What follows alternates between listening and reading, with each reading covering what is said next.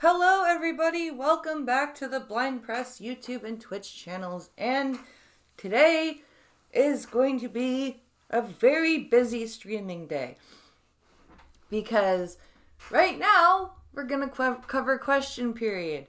Then later at 4 p.m., we're going to cover the federal budget announcement. Then later at 9, we're going to do the combat hour.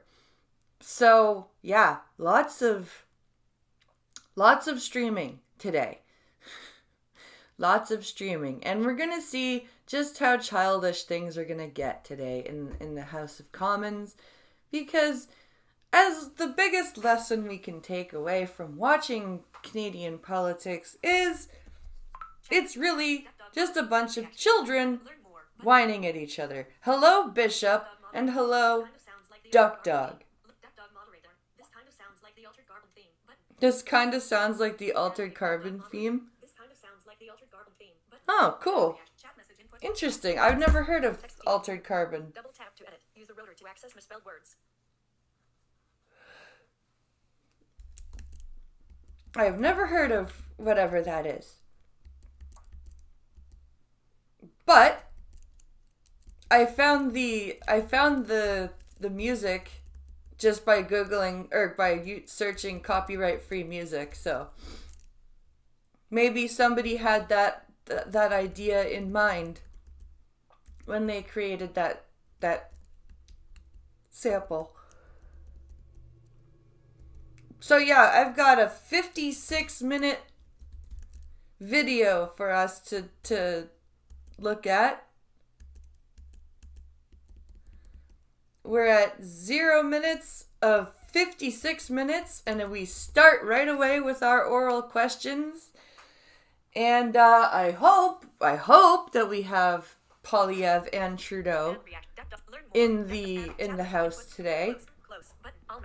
Because, you know, who knows? It's always a surprise whether Trudeau is there or not. Because Trudeau is hardly ever there. Or, you know, if he is there, he very often runs away when he receives questions he does not like. So, let's just see how long Trudeau stays in the House, if he's even there to begin with. Oral questions, questions orales. The Honourable Leader of the Opposition. Yay! Conservatives, common sense conservatives, will cut taxes, build housing, fix the budget, stop the crime. Yet, this Prime Minister is not worth the interest cost after 8 years. The government will spend more on interest on our national debt than on health care. More money for bankers, less for nurses. That's crazy. More on interest on the national debt than healthcare for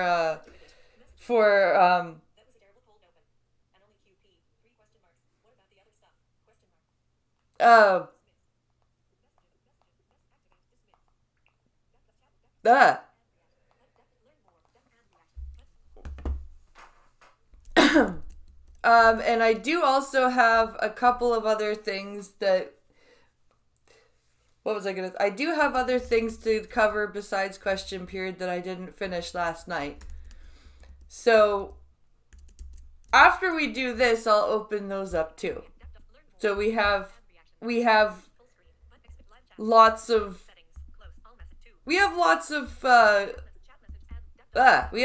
things to go over as well besides this, because I have stuff left over from last night. Will the Prime Minister accept my common sense plan to fix the budget with a dollar-for-dollar law to reduce... Actually, should we start with this? You know what we're going to do?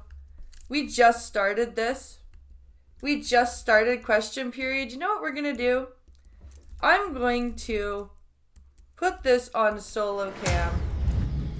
And I'm going to grab something else. Because we have lots of different things to go over, and I don't want to just jump right into this. So let's redo this here. Let's redo this. because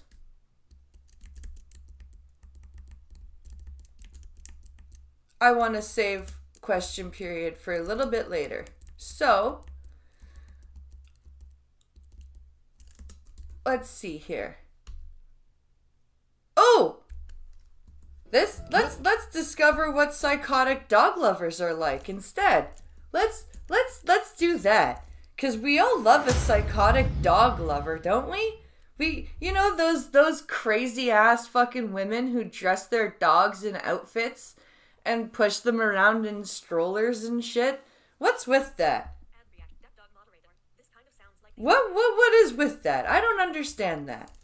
So let's learn more about psychotic dog lovers. And I bet you there are way more psychotic behaviors that I'm not even thinking about.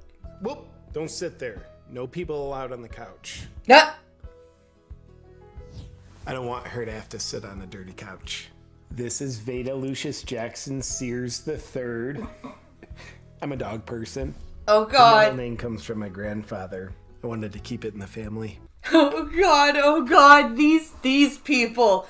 The people who think their dog is a human. A lot of pet owners treat their dogs like they're animals, and I think that's wrong.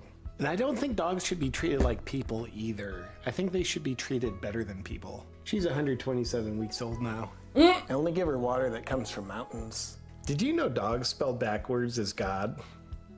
Think about that. Are you ready to go? I take her with me everywhere. Farmers markets, movies, airplanes, weddings, foraging for almonds. If I don't have her with me, I get a feeling of impending doom. Foraging for almonds.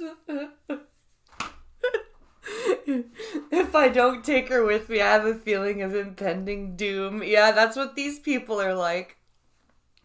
And then they'll claim emotional support animal. Everything's not gonna be okay. Therefore, she needs me. Veda loves it when I read to her. There's a gnat on the fly, on the hare, on the frog, on the hole in the log, on the bottom of the lake.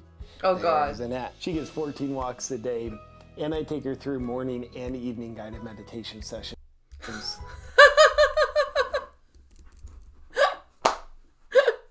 I love this. It's totally true. These psycho people. Holy shit. Oh, I really want to take a walk, don't I? My freaking my uncle's wife was kind of like this when they got their first dog. She was like, we're practicing for when we want to have a kid, so we got a dog. That was what she said. And I had already had my oldest by that point, and I'm like, yeah, not the same. Sorry, not the same. And she's like, oh, I don't know, when you have to get up in the middle of the night to take them outside. I'm like, no. Just no. I have a voice for her, but I only do it when other people are around because I don't want it to be weird. You should see Veda's astrology report.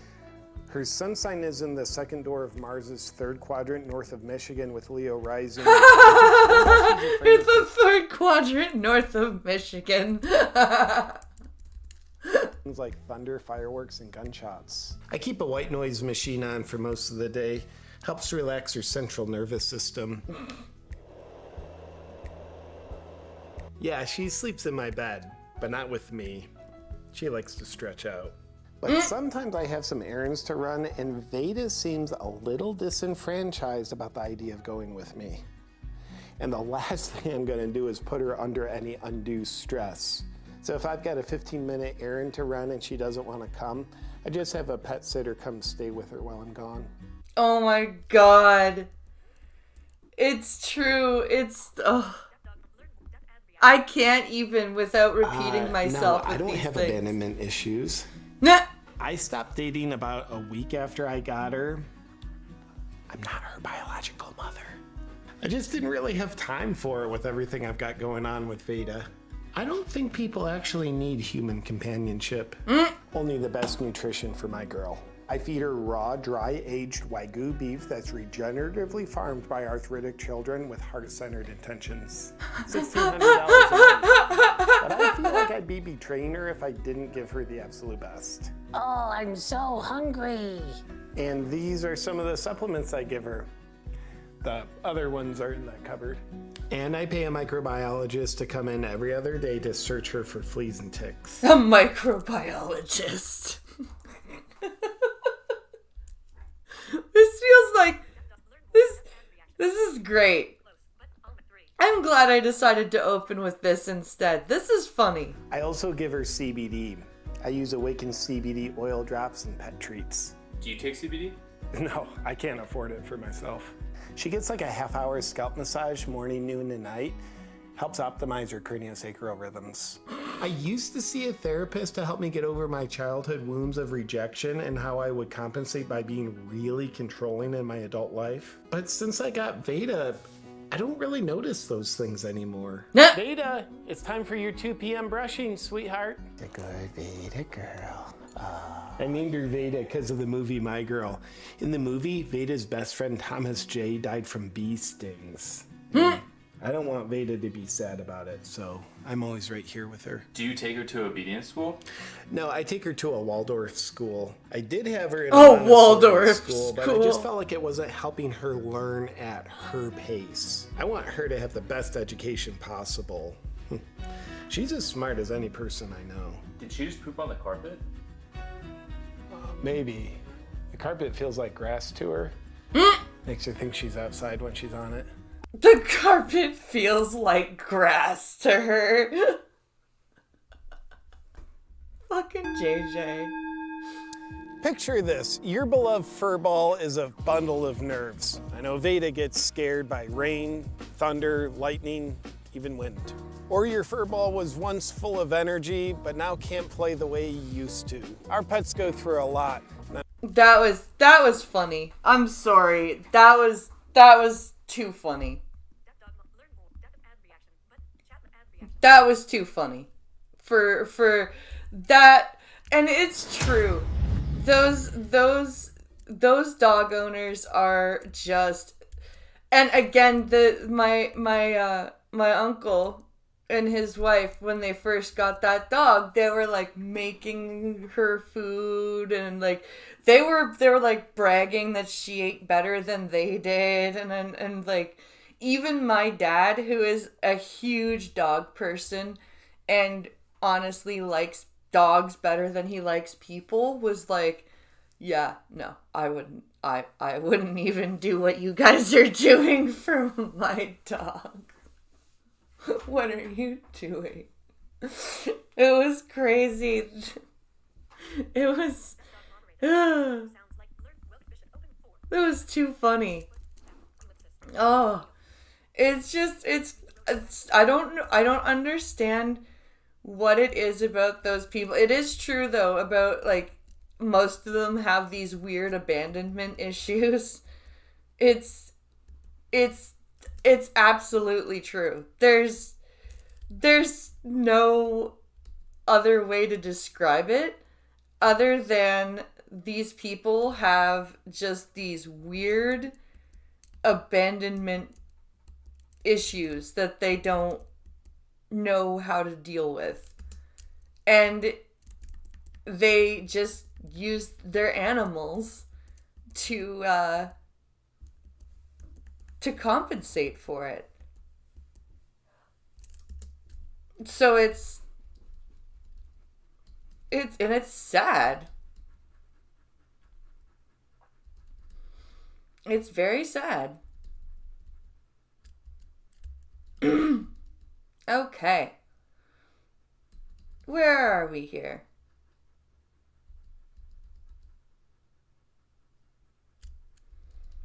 Let's do this let's do this really quick here. Do you remember Mini Lad? Because I don't think I remember Mini Lad.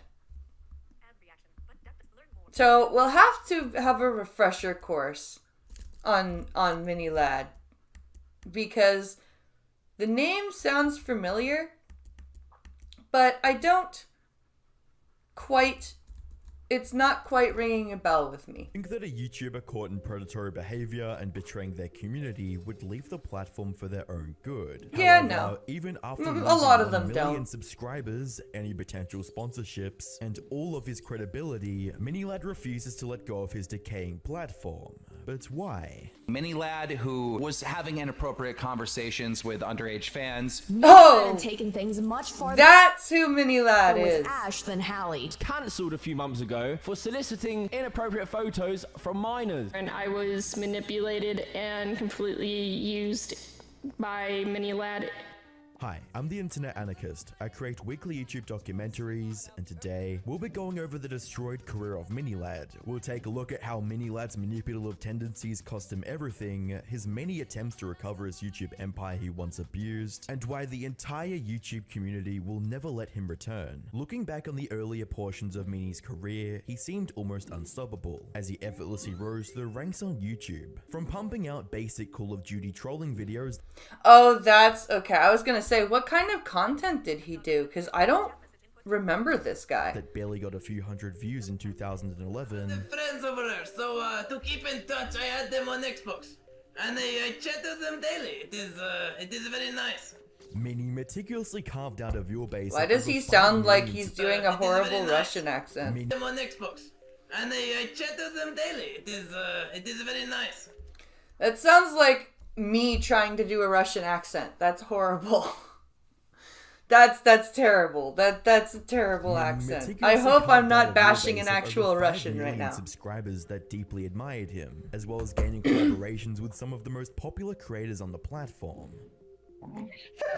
How's it going, bros? My name's Pippa. I'm here with Minilad. Oh my god, what the fuck? Today... I didn't sign up for that. Shut up. Today we're gonna play... So how did it all Oh, go wrong? Minilad and PewDiePie.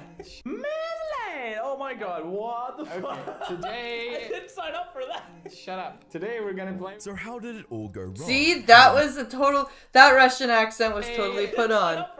Shut up. Today we're gonna play... So how did it all go wrong? How did Minilad manage to destroy one of the most promising careers on YouTube? Well, Mini's downfall could be attributed to the two worst controversies of his career: his falling out with the Vanos gaming crew and the allegations of disgusting behavior involving minors. While these events That'll were do quite it. damaging on their own, it was Mini's Probably attempts to the manipulate discussions narrative with minors more than anything else.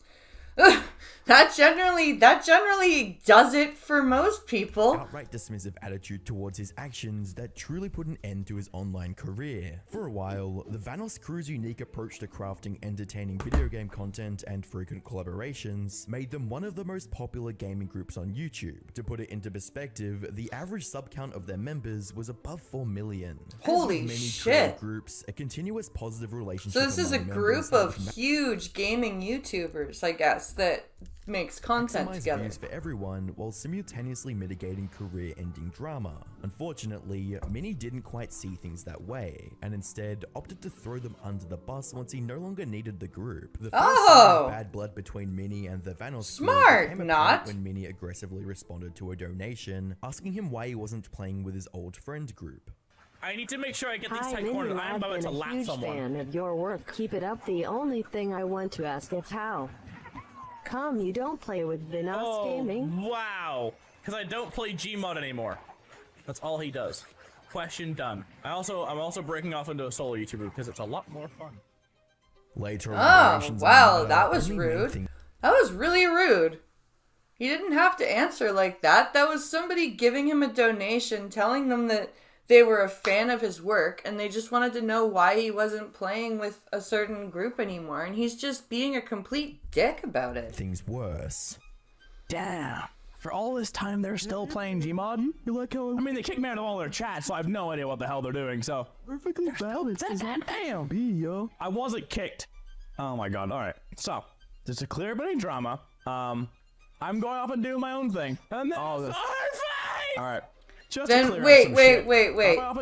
No idea what the hell they're doing, so... This time, they're still playing Gmod? You like how... I mean, they kicked me out of all their chats, so I have no idea what the hell they're doing, so... Okay, so he just said they kicked me out of all their chats, and now he's about to say... Damn. Yo. I wasn't kicked.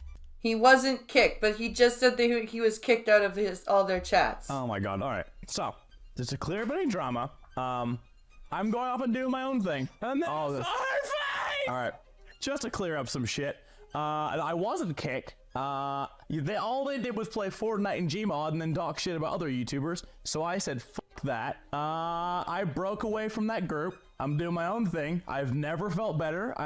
My community's stronger than ever. I'm pulling more views than ever, and I'm personally a lot more happy as a human. So he's alleging that this group just shit talk other YouTubers that weren't in the group, and they only played a specific mod of Fortnite, I guess, or no, Fortnite and Gmod, whatever Gmod is. So that's what happened. Ghost mod. No. Anyways. If only Mini knew how much impact those words would have on his career. What came next was a feud that only further alienated Mini from the Vanos crew and left behind an air of distrust around his reputation. Well, because if he was using that group to get big, and then as soon as he got big, he left and started trashing them and saying that all they did was trash other YouTubers, that's not gonna end up well for you. Once viewers found out Mini wasn't telling the whole story. Why not invite Mini? I'll tell you why. He doesn't play with us. He left. And then he decided on stream to badmouth myself and my friends. Well, mainly just my friends. And I didn't appreciate that. So, I don't play with the guy lately. To clarify things, Mini posted a statement on Twitter, confirming his bond with the team, but also pointing out Terrorizer as the one who damaged their relationship by mocking his mental health. Quoting, "Oh god, here we go. They mocked my mental health. It's sad you're too up in the head to take a joke anymore," unquote. Mini was trying to use these claims as both a justification for his comments earlier on stream and as a means of slandering Terrorizer's reputation. Something that— Yeah, you don't get to claim mental illness so you can slander somebody. I'm sorry, that's not how that works. Terrorizer was very keen to pick up on, posting a quote tweet reading, "And I wish you all the best too, Craig, but that quote is pure slander. Accusing me of making fun of mental health is just wrong, Craig. There's more information you've omitted from this whole thing. Of course his All name to is paint a Craig. certain picture in the public's eye. Kinda low," with the two having a back and forth in the comments of the tweet. Even when the stakes weren't that high, Mini was more than ready to throw a friend under the bus if it meant he could save face. It seemed like forcefully keeping up appearances was almost second nature to Mini, as he would later lie to his audience about, quote, patching up with Brian. I got to finally meet up with Brian. We're figuring things out. Brian? You know, we talked backstage at Evan's show and we shook hands and we're gonna work on it. So like, you know, I miss the dude and it's good to see things coming together. Part of I know Vanos? he made a video saying we're patching things up, which is not true. I feel like he says things in order to kind of get flack off of his back. Hence why he threw me under a bus in order to get himself out of a situation that was happening with a trending video. This entire— So he's completely lied. Completely lied. That's insane. He just completely lied about it. And like, why do people do this when they're in the public eye and there's other people in the public eye that they're beefing with who can completely respond and provide receipts? Like, why do this to yourself? Entire situation made two things very apparent about Mini. One, Mini was willing to use his mental health as a weapon or excuse to shift the narrative in his favor. And two, Mini had shown a propensity to bend the truth or straight up lie if it meant he could save himself from backlash. Unfortunately, this self-serving trend would only be intensified as misconduct from his past came back to haunt him. By the 23rd of June 2020, following his breakup with his most recent ex-girlfriend, Mini's credibility His came most under recent. fire, as two of his former fans and friends, Halle and Ash, released twit-longers that pulled the curtain back on his positive facade. In Ruh-roh. Ash's twit-longer, she narrated her experience with Mini when she was 16, going from being a part of his fan base to the object of his twisted affection. At 16. At 16, and this guy is obviously in his 20s. Rather, manipulation. Quoting, "Things took a sharp turn when we were chatting on Snapchat one day, and the subject of virginity came up. He asked if I was a virgin, and I said yes. Then he asked if he could take my virginity, and I told him yes. things escalated from there, unquote. Asher went on to recount their exchange of explicit material and his request to meet up when she arrived in California for a family trip. At the end of her post, Ash acknowledged how Minnie took advantage of the power between them to get what he wanted and continued to do so to keep her quiet. Ew, he actually had sex with her and groomed her for that? Oh, that's gross. Transitioned from friendly support to sharing inappropriate images of himself in response to an offhanded joke. Quoting, "Remember, I was a minor. I was 16. He knew that I liked him. Sent me those photos to someone he knew liked him for a boost of ego. The worst part is, I was not the only person he had done this to." Unquote. The rest of Halay's statement reveals how Minnie weaved a web of lies and manipulation to protect his career, coercing Haley into covering for him, lying about not knowing Ash's age, and refusing to divulge this to his new partner Sammy were just a few of the methods Minnie used to keep his reputation intact. So he used other girls to keep this shit hidden. Used other girls to keep this hidden, especially from his new girlfriend. Oh, this guy is nasty. These bold claims didn't come unsubstantiated, as the girls provided ample screenshots and videos that showed Minnie behaving in an extremely deplorable manner. Everybody always has receipts. You never wanna, if you're in the public eye and you do this shit, there are people who are gonna come with receipts. There you go. I'm also gonna press this. It's gonna go straight to his official Twitter. Unfortunately for Minnie, it was his reckless need to keep those wrongdoings a secret and refusal to change that eventually would cause them to go public. Left with no other option, Minnie caved and admitted to his disgusting behavior. But sadly, the way he went about it would only further damage what little respect he had left. Wait, he still had respect at this point? And he's how do you admit that behavior and do it in a way that makes people hate you more? That's crazy. By now, you should be noticing a pattern with Minnie. He prioritizes his career and personal needs over other people. You can see this when Minnie chooses to disrespect and misrepresent members of the Vanos crew to maintain his reputation. Even in his intimate relationships, Minnie had no problem trying to manipulate and potentially harm people, as long as it meant he could fulfill his sick desires. If Minnie was ready to deceive and lie to the faces of his inner circle, it's reasonable to assume he'll do it to his viewers as well. Which leads us to how Minnie Lad's responses and actions following the drama caused more backlash than the drama itself. In his Twitter apology... and that's the thing with these people. They do shit that Streisand affects them. They do shit that makes it worse for themselves instead of going, you know what? I did some really shitty things and I think I'm gonna step away and assess myself and like figure my shit out. Instead of doing that, they just double down and just do more shit that makes them look even worse. He briefly spoke on the allegations and spent the rest of the post diverting attention to his sudden mental health journey while stating that he will, quote, be back when the time is right, unquote. Evidently, that time would only be a month long, as Minnie resumed uploads in August of 2020. Oh, just a month, huh? August 2020, Minnie published the video titled Minecraft But All the Mobs Are Me, which served both as his reintroduction after the drama and as a means of emotionally manipulating the viewers about his mental health. Really? So he's like, I'm so mentally ill, I'm gonna take a break, and then I'm gonna upload this ridiculous video where all the mobs are me in Minecraft. I know I just left all of a sudden, but I needed to do something about me. And I never took time to work on me, and it's been lovely to be able to talk and just let everything out and just breathe. It was one thing to pine. I've never been able to be me, so for the last 4 weeks I've just been myself, and now I'm cured!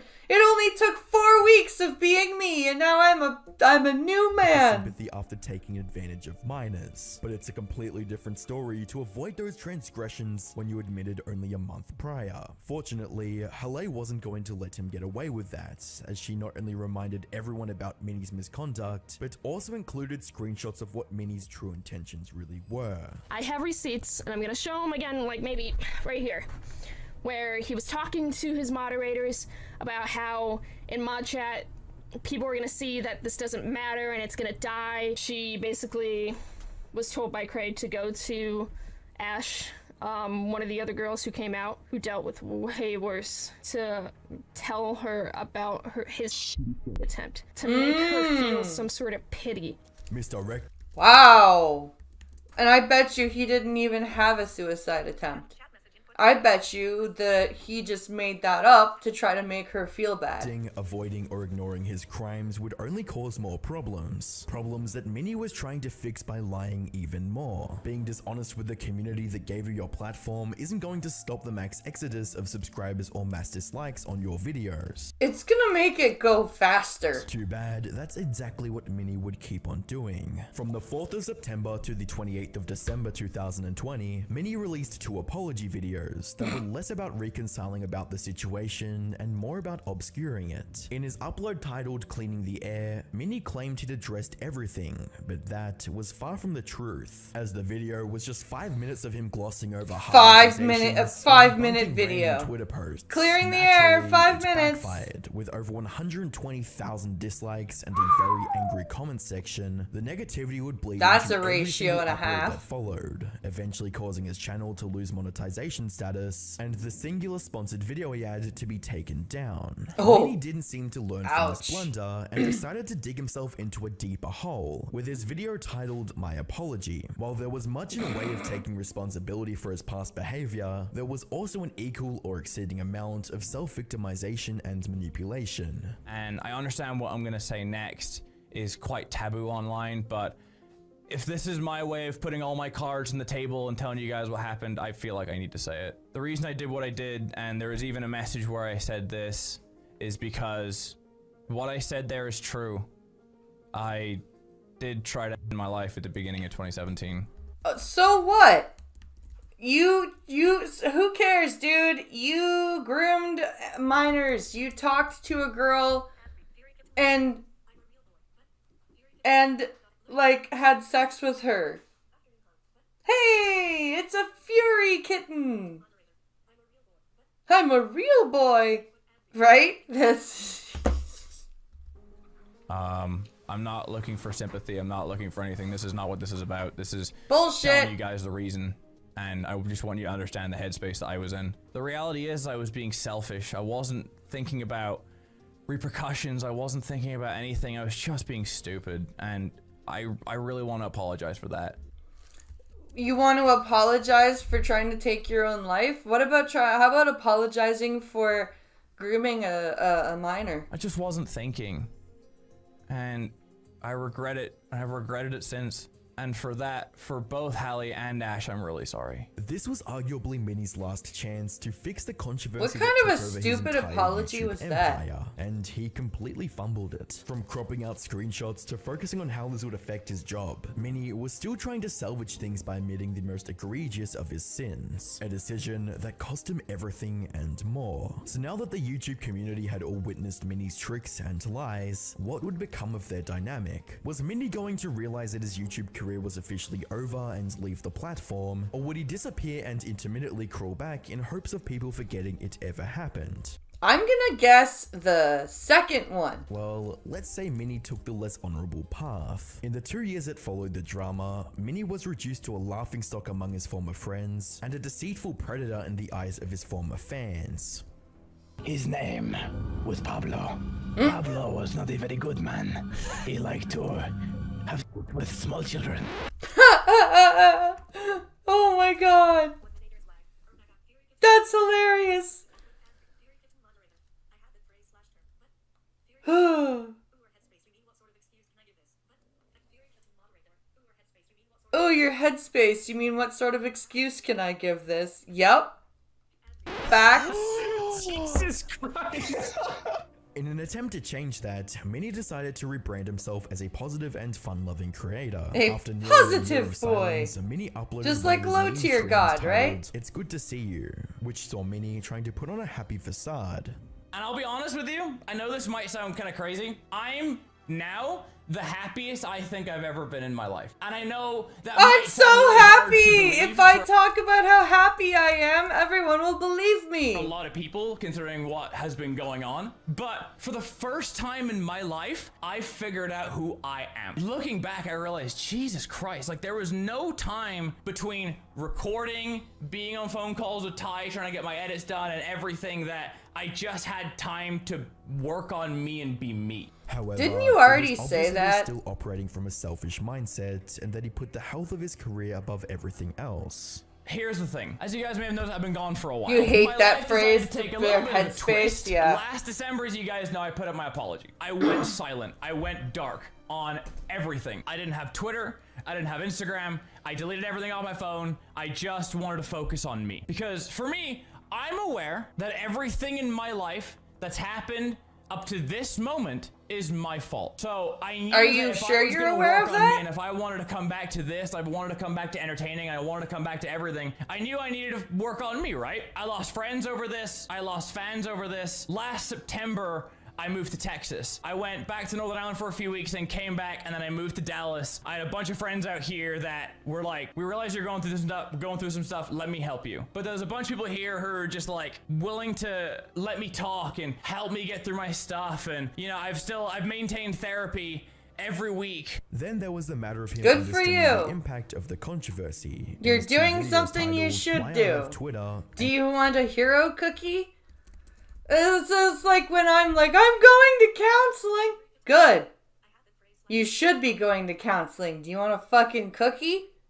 What the fuck? I'm taking my meds. Yeah, you're supposed to be And why doing getting that. cancelled was the best thing that ever happened to me. Minnie hadn't changed and was simply presenting the illusion of change. The charade didn't end there, as Minnie created an entirely new channel titled Good News Everyone to further push his toxic positivity. Good news, everyone.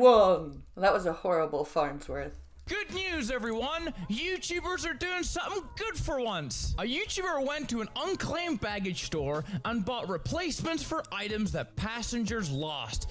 I wanted to touch on this for a few reasons. A, it's good to see YouTubers doing stuff. It's always a pleasure, no matter if you're doing charity stuff or stuff like this. Unfortunately, none of this change was ever going to change what Minnie did or reverse the harm that he inflicted, and what was left of his audience was always going to remind him of that fact. No, oh wait, never mind. It was on my TV. Yep. Oh, thanks, man. Thanks for the 3.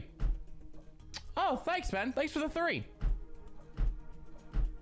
Hang on them? I don't know what you're saying. I'm gonna go. Oh, by the way, to the person who just donated to me, please get your facts straight. Thank you. I'll be back. Maybe What this the was fuck straw was broke the that? camel's back, because from this point on to his last known upload, Minnie somewhat dropped his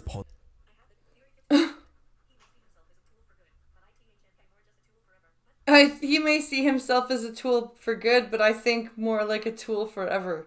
Yes, disposition Fury, and yes. acknowledged the true state of his career. You haven't changed at all? Oh, look, someone new. Who I've never seen before. And to be honest with you, Chipmunk, whether you do, whether you don't, it doesn't matter. I'm not here to try and bring anything. I'm basically telling you right here, right now, I'm not a YouTuber anymore. I got our shit going on, right? I do this shit for fun. You can do what you want, say what you want. It used to bother me, doesn't anymore. They're like, oh, can you do like a 6:30? And I'm like, I'm streaming, sorry. Like, oh, okay, can you do like 7 or 8? And I'm like, I'm kind of streaming, I'm sorry. So it's getting to the point where now, like, the meetings that I have and the business opportunities are there, but I'm doing this thing where I have to keep stream going because I enjoy it, but it should be a hobby at this point, right?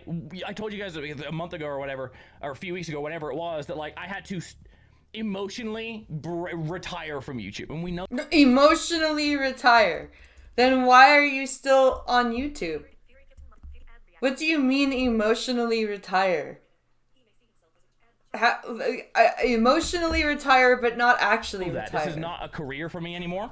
Minnie knows he doesn't have a place on YouTube anymore, but still returns to it time and time again. Why? The best answer we have is a comment I left under one of Cluster's videos covering Minnie. As someone who knew him, I can almost guarantee confidently that he wanted to keep reviving his channel for 4 reasons. 1. Money. 2. He felt special. He is a narcissist who loved the attention and, in his eyes, fame. 3. He genuinely thought people would start forgetting. And 4. He has actively looked through his followers to see which are hot and talks to them. Helene's points completely match with Minnie's past actions, and this seems likely to continue since he hasn't changed at all. He still hasn't learned anything. Minnie uploaded a story on Instagram to give viewers an insight into why he hasn't been active for months. Hello, it's been a month and a half. Where the f have I been? Let's have a conversation. First thing, just after my birthday, January 7th, I got sinusitis from a viral infection, which basically means the sinuses so it felt like there was a balloon on the inside of my face that was just blowing up every day. Very fun, wouldn't recommend it. That led to my right eye having issues where it would go out of focus and shit like that. I had to get that checked out. Then after that, I got a viral ear infection in not one, but both of my ears. Left ear was basically gone. Right ear was pretty bad too. That led to sound in general being painful. Like, I couldn't listen to anything, I couldn't watch anything. It's the worst 5 to 6 weeks. Minnie spends the rest of the video. Yeah, a double ear infection does suck. I'll give you that. I've had that happen before. And the new PC he just acquired. Also, I got a new computer. Oh, Jesus, she's dirty. Anyway, I got this. It is a 4070. This suggests that Minnie intends to resurrect his decimated empire by either retaining the few fans he has left with more posts on his main channel, or by finding new ones by posting on other channels. However, the question isn't whether he'll try to make a comeback, it's whether the internet will let him get away with it. There's no doubt that Minnie is aware of the severity of his alleged crimes, but he only shows remorse because he got caught and will have the influence that he once abused taken away from him. After all, it took Minnie 2 apologies to fully acknowledge the storm of the two shitty apologies, by the way. Intended to right his wrongs. Instead, he opted to take the easy route and attempted to maintain the platform that he already lost. Ironically, it was that decision that truly sealed his fate. The YouTube community isn't letting Minnie off the hook because he said he was sorry. Lying, manipulating, and taking advantage of everyone around you never ends well, and Minnie learned that the hard way. YouTube moderation may not have banned Minnie for his deprived actions, but the online community he preyed on is going to make sure he never returns to the platform. If you enjoyed this video, click the video on screen to find out why Corpse abandoned his audience. That is a true thing, that even if YouTube itself doesn't remove bad actors from the platform, there is a general consensus among the YouTube community once somebody has let their true colors out and shown what kind of person they are. There is a general consensus among creators that you know, we shouldn't allow this person on the platform. So if YouTube won't take action, then a lot of times people will actively try to get, like, they'll just keep reminding people what kind of shitty person this creator was, and just keep actively bringing that back up into the space so that it doesn't get forgotten.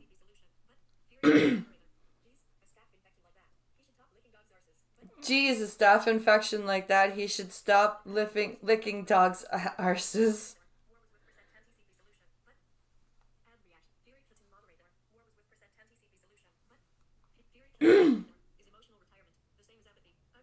Is emotional retirement the same as apathy? I've done that for decades. I like that, Fury Kitten. I like that. My dad actually signed out of school back in, I think it was like 11th grade, because back then you could be 16 and sign yourself out and not 18. So he signed himself out of school one day, and the reason he put down was apathy. So he had to take a trip to the guidance counselor's office because everybody was concerned that he was like depressed or something, because he said he was apathetic and that's why he left school. Oh my god. My dad used to, like, that's the best part about my dad. He understood that I hated, because he's like, you're a smart girl. You know what you're talking about. You just don't like the busy work that your teachers give you. And I'm like, yes, homework is bullshit. Homework is busy work. Homework is busy work to keep teenagers from running around and doing shit. That's all it is. Homework is bullshit. Because obviously, if you're attentive in class and you're paying attention and you're interacting, then you obviously know your shit. Right? So, like, why does homework need to be a thing? I feel like, and I said homework is literally jump through this hoop to show me that you know the knowledge that I know you already know because you're in class with me every day. That's what homework is to me. I feel like once you get into university and lectures become a thing and it's less interactive and your teacher is just up there drawling on at you and you have to take notes and accumulate your notes into some form of knowledge, then homework becomes more necessary because you've got to do like your personal thesis and stuff like that. But I find like, do this essay outline, do this. Oh, I hated homework. I hated it. But my dad was like, you've got to do it. You've got to do, like, he hated homework too. He tried to liken, I think it was Hamlet or something. He tried to liken to Star Wars, or it was some Shakespeare. It was some Shakespearean play that he was trying to connect to Star Wars. And I can't remember which one it was. He told me. And I'm not surprised because he's a huge Star Wars guy. That's the only reason I have any knowledge of Star Wars is because of him. And like, well, he also does like Star Trek, but he's more into Star Wars than Star Trek. I am definitely more knowledgeable about Star Trek than he is, but he's still very knowledgeable about Star Trek. Like he's watched, you know, some of the movies and like he knows his Trek lore, but he definitely knows his Star Wars lore more than his Trek lore. That's for sure. That is for sure. Oh no, I'm out of coffee and there's no more coffee in the pot. That's horrible. What a horrible situation.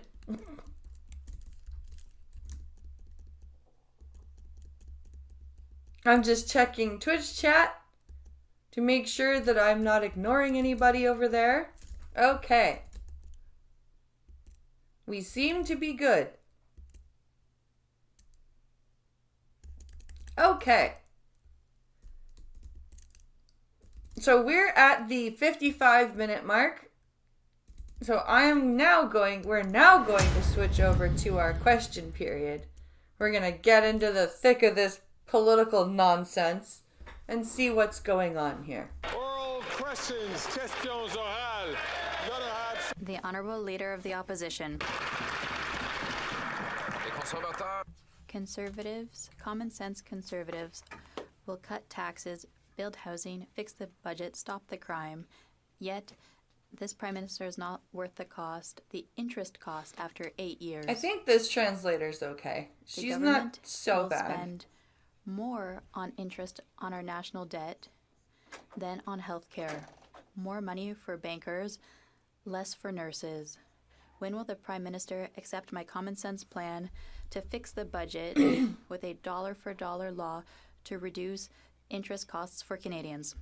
Now, this is the thing. People keep arguing with me they're like, well, the province, it's up to the provinces to earmark the transfer payments for the specific things, and they're not doing that. It's like, how, says who? Where is your proof that the provinces aren't earmarking the funds for the correct departments? They've literally been told meet these arbitrary targets or don't get your transfer payments. Like, I don't know what else to tell you. The Honorable Minister of Housing, Infrastructure, and Communities. Oh, look, Trudeau's not there again. Common sense or nonsense? He wants to cut the programs that support the middle class. He wants to cut programs to build housing. He wants to cut programs that protect our environment. That is not common sense. It is incompetence. The Honourable Leader of the Opposition. Incompetence from the Minister who lost 1 million Canadians, who was the worst Minister of Immigration in our history. His own Prime Minister... That's true. Sean Fraser was the Minister of Immigration before he was the Minister of Housing. That he led the out-of-control immigration system. That's why, according to them, the cost of housing has doubled. Yep. Now, he is pushing the prices further. Inflationary deficits are adding 2% to interest rates. $6,000 for a family with a $300,000 mortgage. That is ridiculous. $6,000 a month on a $300,000 mortgage. I can't, like, that's what Pincalo paid for our house. I can't imagine having to pay $6,000 a month on a $300,000 mortgage.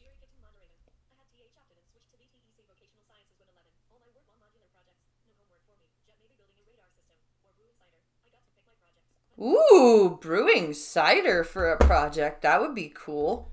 Will the government reduce the deficit and interest rates so Canadians can keep their money and their houses? The Honourable Minister of Innovation. Oh God, Mr. this Speaker. guy. I hate this 6 guy. is the number that Canadians at home need to remember. What we've just heard, the leader of the Conservatives, he wants to advise Canadians, but he was able to just build 6 units of affordable housing when he was in Quebec. Mr. Speaker, Not we oh will my take God. no lessons from the Conservatives on this Oh, side, Mr. shut up. Speaker. Take We a will plan to shot. build Take no houses, lessons. create See, jobs. this is why streamlabs.com/blindpress. Send in some money so I can do these shot Create things. prosperity. Canadians know that slogans don't build houses, they don't build prosperity, and they won't help Canadians. Every day is a good day to fight for Canadians. The Honourable Leader of the Opposition. Common sense Conservatives will axe the tax, build the homes, fix the budget, and stop the crime. This Prime Minister is not worth the cost of interest. According to Scotiabank, the Prime Minister's deficits are adding 2 full percentage points extra in interest costs for the average That's insane. family. That works out to about $6,000 for a modest mortgage of $300,000. $6,000 in extra mortgage payments from these deficits alone. Will they finally wake up to the fact that this NDP Liberal Prime Minister is not worth the cost? No, because they don't care. Their money's not affected. Speaker, the leader of the opposition seems to know the cost of everything, but the value of absolutely nothing. Does he not see value What the in fuck measures does that are that building mean? more homes in this country? Does he not see value in programs that are going to put food on the table? Oh my God. Oh my God. Yeah, it's gonna cost a whole bunch of money, but don't you understand the value? Did he just really, can you afford not to with this shit? Holy crap. Kids through a school food program. He continues to oppose measures that are helping students with the cost of their education and the families with the cost of housing. Oh Mr. my Speaker, Lord. We will continue to put measures on the table to make life more affordable for middle-class Canadians and do right by a generation of young people who've been priced out of the housing market. By you guys! By you guys! You fucking dolts! Holy shit! It's your fault that they've been priced out of the housing market. It's a shame his policies would have the exact opposite effect. Hear, hear. The Honourable Leader of the Opposition. Mr. Speaker, we can't see the value of homes and food that don't exist after 8 years. Thank you. They have a food program which after 8 years has no food, a affordable housing program which has doubled housing costs. They're not worth the cost, and now their deficits are driving up the interest obligations for the average family. For a family with a $500,000 mortgage, deficits are adding 10 grand in additional interest payments per year. When will they realize that after 8 years, this NDP Liberal Prime Minister is not worth the cost? What the fuck? That's 5% of their mortgage a year. That's insane. For housing, infrastructure, and communities. Mr. Speaker, he wants to talk about homes that don't exist. Perhaps we should look at the 800,000 affordable housing units that were lost while he was housing minister. How were they lost? How did 800,000 affordable homes get lost? Can you prove that? Do you have any papers? Like, cause whenever Polyev cites numbers, I hear him with like papers that he's got, like with facts and shit on them. I don't hear any of that from Sean Fraser. Minister, 0 new apartments were supported by the federal government, and a total of only 6 affordable housing units nationwide. Now he likes to talk about. It's almost like we didn't need all those affordable houses back then. Taxes on home construction and cut funding for the cities that are making it easier to build home. We've advanced programs that are not just going to build more homes, but allow people to save up. You mean cut funding to the liberal cities that have benefited from their liberal ideology? Excuse me. I understand that there was a problem with interpretation. To see, is the interpretation now working from English to French? Do we have English to French? Do we have it working now? Can anybody give me a signal? Okay. Alors, je vais inviter le... So I will invite the minister to restart his answer because it wasn't understood by a number of members. The Honourable Minister for Housing, Infrastructure and Communities. Mr. Speaker, the Honourable Member wants to talk about homes that don't exist. Let's talk about the 800,000 affordable housing units that were lost when he was last in government. Let's talk. Again, do you have proof of that? Where are your receipts? That when he was actually housing minister, he got 0 apartments built with the support of the federal government. Let's look at the fact that across Did the we entire country, need he was able to get a total the federal of only government 6 to fund apartment Mr. buildings? Speaker, he talks a big game, but Did we need that right back then? The housing market. We've got new measures that help people who are renting now, and measures that will make it easier to save up for a down payment and to reduce your monthly mortgage costs if you want to own a home in this country. Save up for a down payment. How? Also, how are you supposed... They want to attach rent to your credit score right now when people can barely afford rent. Right now is the time they want to attach rent to your credit score. Really? More proof this NDP Liberal Prime Minister is not worth the cost is that he picked the most incompetent immigration minister in Canadian history and put him in charge of...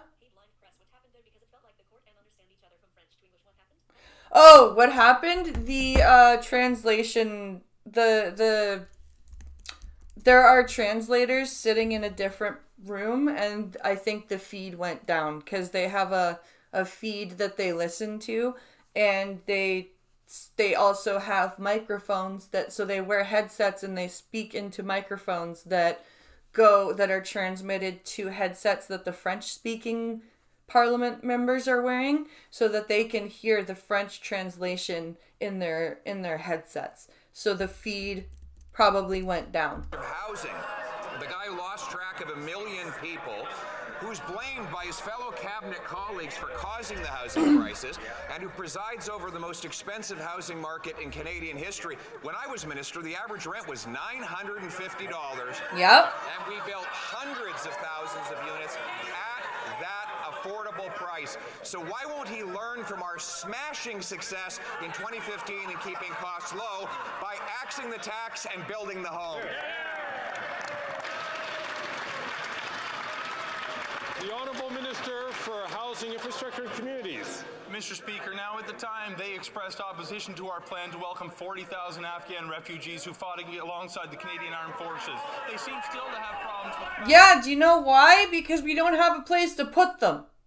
Where the fuck are we supposed to put 40,000 more people right now? We opened our doors to vulnerable Ukrainians. But let's actually focus on the housing issue. You mean okay, you guys brought in 150,000 Syrian refugees in like a month last time.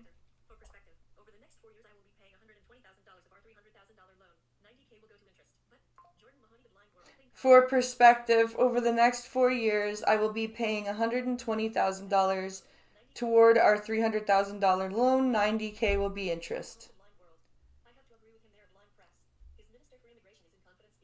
Jesus Christ. So that means only 30 grand is going towards the principal. That's crazy. Right now, Mr. Speaker, he talks a big game about housing, but he plans to raise tax. Children. Children. Order. Order. Children. Order. The Honorable Order. I'm going to ask all members on all sides of the House to please, I'll ask the Honorable Member from Milton.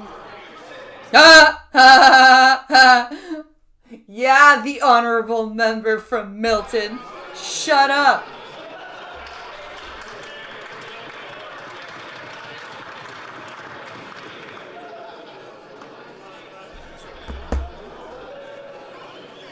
This is like literally like high school. It's like, I'd like to ask the Honorable Member from Milton, and everyone's like, ha ha, Milton got called out.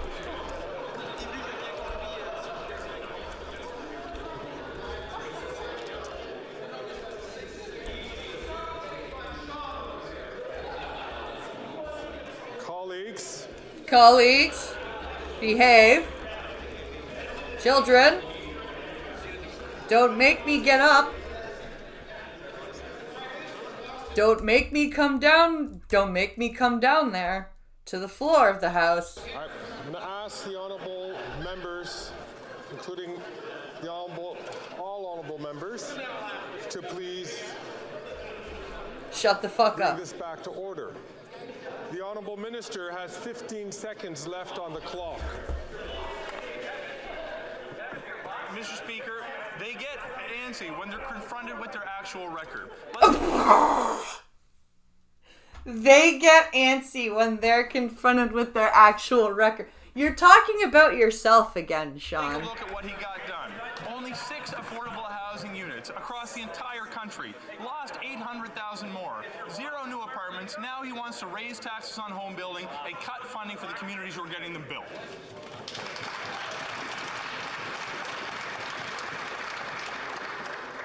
Then I have the Honourable Member for La Prairie.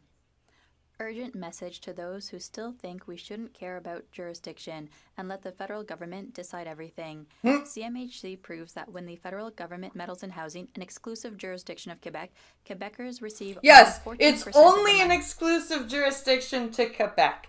No other province has jurisdiction over housing. Shut the fuck up, you block Quebecois idiot. Even though we are 22% of the population. It's worse when the federal government chooses the projects itself, as in affordable housing, where we receive only 6%, even though we are 22% of the population. When the federal government gets involved, Quebecers don't get their share, starting with the less well-off. Who would accept being ripped off like that? The Honourable Minister of Transport. Mr. Speaker. Why is he each talking has their about own this? priorities. We talk about investing in housing. They want a referendum. We are investing in our youth and our seniors. The bloc Yeah, say they need want a referendum on immigration. We want our youth to have full tummies at school, but no, they say the solution to everything is a referendum. As they prepare their referendum, we are preparing the future. The Honourable Member for La Prairie. That's anything at all. When the federal government meddles in Quebec's jurisdictions, Quebecers get shortchanged. Housing is a perfect example. We represent 22% of the population, but we get 14% of the money and only 6% in affordable housing. How much In addition money to would never you having like? Given us our fair share. Tomorrow's budget will Jesus add insult Christ, to injury. Block. They're going to impose new conditions on the extra $6 billion of our money they're promising for housing. Why not just unconditionally transfer Quebecers' fair share of the housing money? So Can he answer that question? So when he says tomorrow's budget, that is in reference to today's budget, because this is from yesterday. And I will be covering that at 4 p.m. Eastern today. Full tummies from those yogurt tubes and clementines. Yes! Yeah, every time I hear that, I feel nauseous just thinking about it, because that much sweet and acidity, like that much fruit sugar and citric acid on an empty stomach from not eating all night, like that's just recipe for kids not feeling well. That's just, not to mention, I'm fully willing to bet that these yogurt tubes and clementines won't be stored appropriately, so they'll be like warm, and they'll probably go bad faster than they should, and they'll still probably get served a little bit longer than they should be, and we're probably gonna see kids getting sick from bad food. The Honorable Minister of Housing, Infrastructure, and Communities. Mr. Speaker, we are working The same with thing's Quebec going on in to Ireland, ensure that Jordan. Quebec Yeah, will it's receive happening fair a lot share everywhere. of the funding for housing. For example, with the program to accelerate the building of housing in Quebec, we have an agreement with $900 million of federal money and $900 million from Quebec. The result is $1.8 billion and 8,000 affordable housing units. We are continue to advance programs to ensure support is received in Quebec and throughout the country. The honourable member from Burnaby South. Oh boy, here we go. Here we go. I really want to see if this coalition is going to survive today's budget. People are getting gouged at the grocery stores, and CEOs are making record profits, all because the Prime Minister kept the Conservatives' $60 billion corporate handout. What's your Canadians proof are of paying that? the price. Loblaws made $1.2 billion because of this corporate conservative handout. So will the Prime Minister... Ask honourable members, especially the honourable member from Grand River, Miramichi, Grand River, to please only take the floor when he's recognized by the speaker. If the honourable member from Burnaby South can start from the top, please. Mr. Speaker, you can tell Conservatives get really touchy when we talk about corporate conservative handouts. People are getting gouged at the... Except the Conservatives haven't been in power for 9 years, so how can these still be conservative handouts? We've had 3 Liberal elections now. We've had at least 3 different Liberal budgets. What are you talking about? Grocery store, and CEOs are making record profits.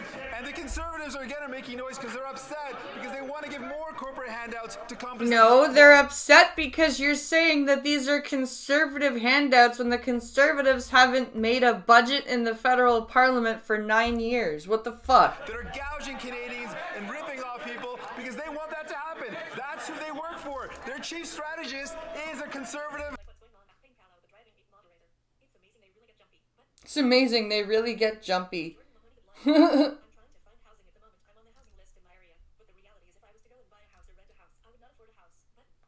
You're on the housing waiting list, Jordan, but if you were to go rent or buy, you wouldn't be able to. That's the shitty part for so many people, especially if they're disabled and on a fixed income. It's almost impossible to find a place to live. Lobbyist for the biggest corporation that sells groceries. Now, will the Prime Minister reverse... I love how the NDP is trying to get us to believe that those are conservative lobbyists that are working for Loblaws.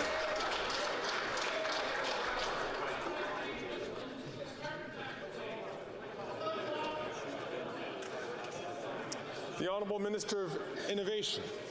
Thank you very much, Mr. Speaker. I'd like to thank the leader of the NDP for bringing a very important question on this floor, Mr. Speaker. But it seems that he's been missing a part, Mr. Speaker. He was with us in order to make the largest reform on competition in this country, Mr. Speaker. In fact, thanks to this work and the help of the NDP and our government, Mr. Speaker, we made the largest reform on competition in our nation history. But one thing, if he wants to help consumer, Mr. Speaker, why don't he work with us to make sure that we would have a grocery code of conduct across the nation, Mr. Speaker, to help consumer, to help families, to help young kids, Mr. Speaker. A grocery code of conduct?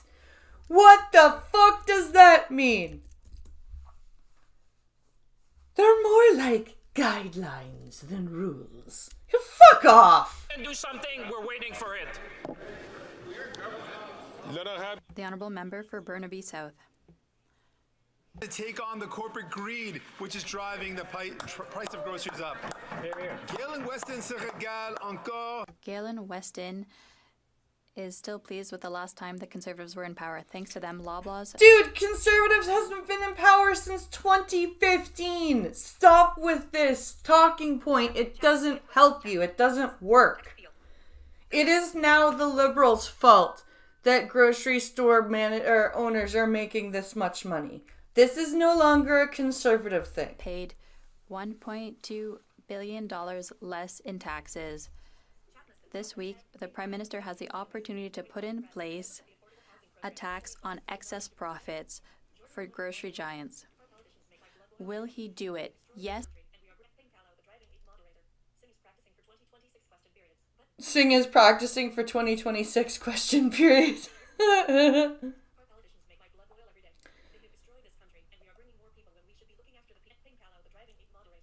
When Blind Press and I looked up the affordable housing program in 2012, we were not eligible. Nope. And then there was a time when we were eligible and they were like, yeah, it's a 7-year waiting list. And that was back in, what was it, 2010? 7-year waiting list in 2010. Now it's like 10 years. Yes or no? Bravo. The Honourable Minister of Innovation. Mr. Speaker, I'd like to thank the leader of the NDP for having supported us when we launched the biggest reform on competition in the country, because Canadians who are watching from home know that the best way to stabilize prices in the country is to have more competition in the country. That is exactly what we've done. And now I encourage him, if he wants to help Canadians, if he wants to help families and youth, why not support us to have a grocery code of conduct throughout the country? On this because that would do absolutely nothing. For Canadians, for consumers throughout the country. That would literally do absolutely nothing. You have to force the grocery stores to stop with this profit adjustment bullshit. And this whole driving up the prices of things the week before they put them on sale and then put them to like normal prices and going, look, it's on sale, see? Oh, we bought a house now. We have our house. The honourable member from Calgary, Forest Lawn. While the finance minister is out buying new budget shoes today, she should drop by a Toronto food bank where 1 in 10 Torontonians are having to use their services after 8 years of her government. Tomorrow's expensive photo op budget will only confirm why interest rates are staying higher for longer and why Canadians can't afford to eat, heat, and house themselves. After 8 years of this Liberal NDP government, they are not worth the cost of housing. Will this Liberal NDP government listen to Conservatives, cap spending, bring in a dollar for dollar law to bring down inflation and interest rates so Canadians don't lose their homes? That's the thing. Like, the Conservatives are trying to keep Canadians in their homes, and the Liberal NDP government is basically acting like the Conservatives want to literally not do any sort of fiscal spending for anything. And they just want to like lock all the money up in the coffers and not do anything for the country. The Honourable Minister. Thank you, Mr. Speaker. Maybe the Honourable Member opposite needs to take a look at what is announced earlier this month and the month before, which is that inflation in Canada is below 3% for the second month in a row. Mr. Speaker, AAA rating for this country, one of the very few countries in the world to have that. Mr. Speaker, lowest debt to GDP ratio. Now, well...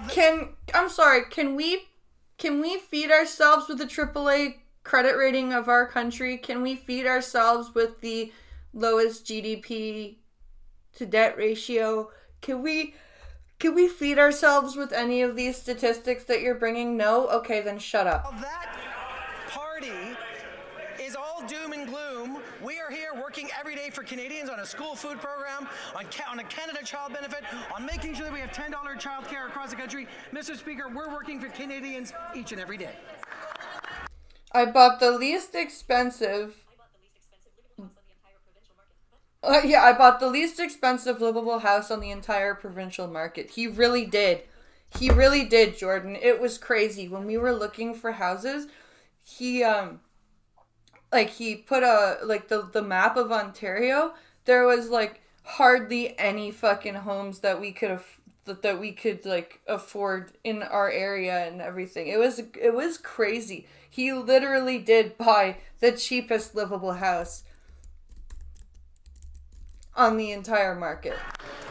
The honourable member from Calgary Forest Lawn. With answers like that, he'll make a great high-priced Liberal consultant after the next election. Oh! What doesn't he understand? When 2 million Canadians are going to a food bank in a single month, 1 million more projected to this year, where young people can't see the dream of home ownership, where rents and mortgages have doubled after failed policy of the Liberal NDP government. Why doesn't he get with the program and before he gets kicked out of his position and listen to Canadians? Why don't they implement a dollar-for-dollar law, cap the spending, so Canadians don't lose their homes? Because he's not wrong about this guy possibly getting kicked out of his position, because every time something goes wrong in government, Trudeau plays cabinet shuffle and moves his cabinet ministers around. The Honourable Minister for Employment and Workforce Development. Mr. Speaker, that party and that member not only have no plan for housing, the meager plan that they have actually wants to make it more expensive to build. It's like this fucking idiot has a book on fiscal words and how not to use them. Houses in this country, and they're against every single measure that we've done to actually make home ownership affordable for Canadians again. Mr. Speaker, that Alberta MP voted against Air Products' $1.6 billion net hydrogen plant in our province. Shut up, Piglet. Piglet. The first carbon capture, use and storage net zero cement plant in our province. Mr. Speaker, they're voting against Alberta jobs. They're voting against Canadians. We're here for Albertans and Canadians. I'm going to call that guy Piglet from now on, because that's who he sounds like. Did somebody just whoop whoop? We're here for Albertans and Canadians each and every day. Oh my god, somebody just went whoop whoop. What the fuck? You're not in the club, guys. You're in the House of Parliament. You don't need to go whoop whoop.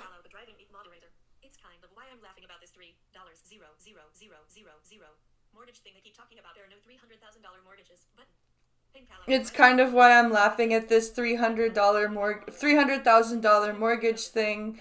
There are no $300 mortgages.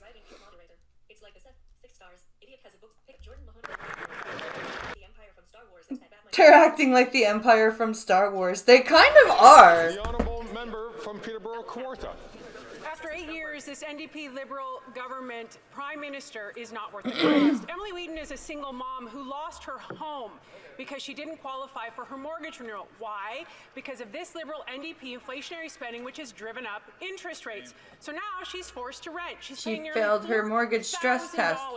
For a How much? So now she's forced to rent. She's paying nearly $4,000 for a 600 square foot apartment. What the fuck?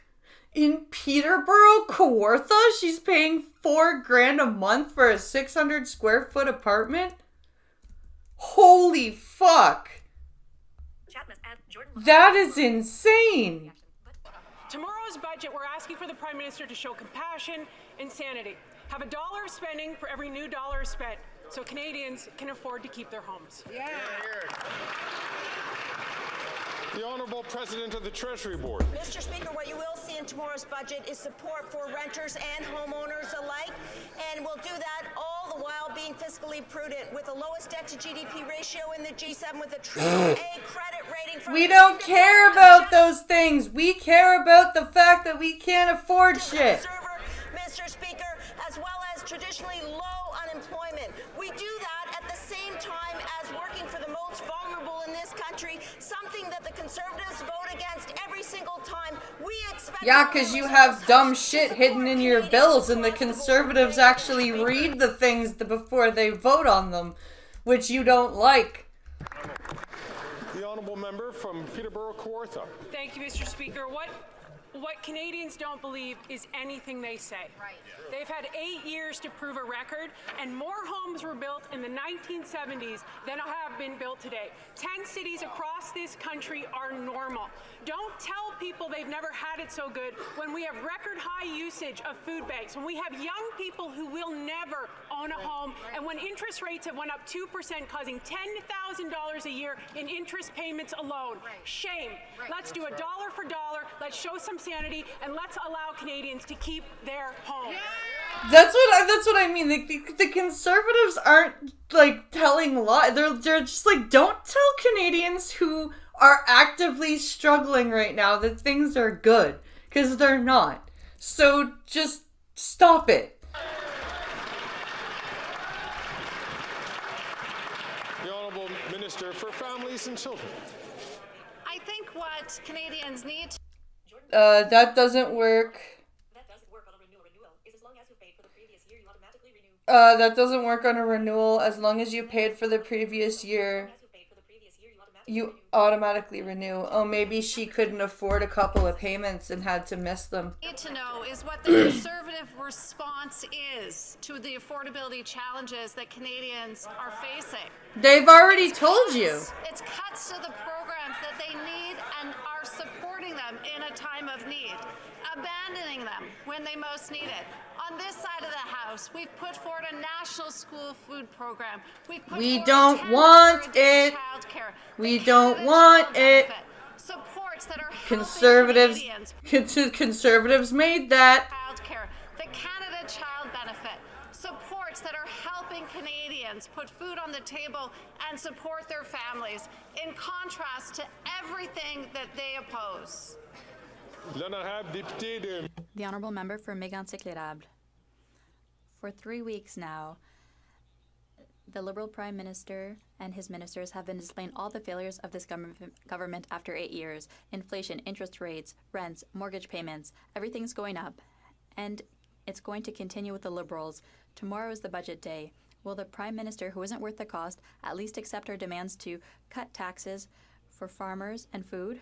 No. Build housing, not bureaucracy, and apply dollar-for-dollar discipline, and especially put an end to the parade of inflationary spending so Canadians can feed themselves and house themselves. No, because they think everything is fine. They literally think everything is fine. They're just like, oh, but our debt to GDP ratio is fine. We have a AAA credit rating because we're sending money everywhere except into our citizens' pockets. The Honourable Minister for Public Services and Procurement. Thank you, Mr. Speaker. 1, 2, 3, 4, 5, 6 affordable housing units. That's what the leader of the Conservatives built when he was housing minister. That's in contrast with the 8,000 affordable housing units that we are building now in partnership with the government. Good for you. You can count to 6, Minister for Procurement. The project will be building 24 affordable housing units just there. 4 times more than were built by the a whole 24 houses. Aren't you happy? Your riding's getting 24 units. Shut up and take your 24 units, you peasant. Leader, the chief insulter. The Honourable Member for Mégantic-L'Érable. It's not 24, it's 48, Mr. Speaker. Ah! And it's worse. CMHC is slow in approving that project. Mr. Speaker, That's funny. That's funny. The minister was trying to make the guy look like he didn't know what was going on in his own riding, and he's like, well, actually, you're wrong about the number. It's a little bit more. But CMHC isn't putting the green light on even those 48 houses. So, yeah, try again. I'm surprised to hear that minister give results, showing off results that there's tens of thousands of affordable housing units he wants to build to correct a crisis his government created. That's the reality, Mr. Exactly. They're blaming the conservatives for something the conservatives haven't touched in almost a decade. So it's very clearly no longer their fault. Speaker, tomorrow will they understand common sense, build housing, not bureaucracy, so that Canadians can house themselves and get out of the crisis that they built. The Honourable Minister of Public Services and Procurement. Thank you, Mr. Speaker. I'm very pleased to see that my colleague knows that we're doing much more than the Conservative leader, Jonathan Salter, did during his time as Minister of Housing. See, isn't it a good thing that we're giving you 48 houses? See, we're doing more, even more than I said. There's another project in his riding, in addition to the one he mentioned, called Envole-toi, 13 affordable housing units for people who need them, people who otherwise would be on the street. 13 is 2 times 6, double what was built. 13 is 2 times 6? Really? There's another 13 affordable housing units for people who need them, people who otherwise would be on the street. 13 is 2 times 6.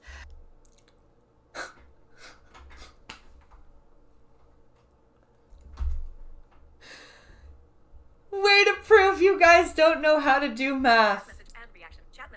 Good job. Good job. 13 is 2 times 6. Well done.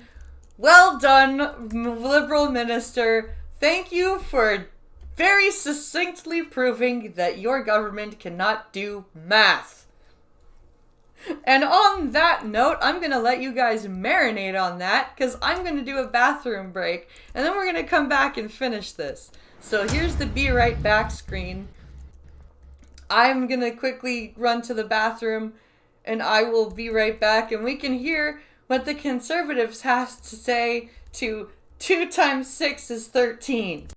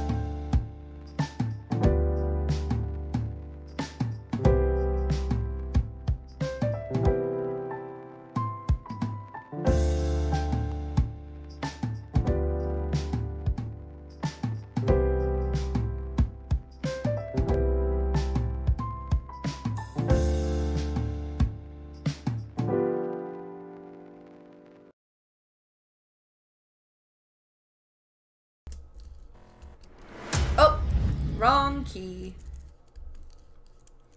I need 3, not 2. Okay.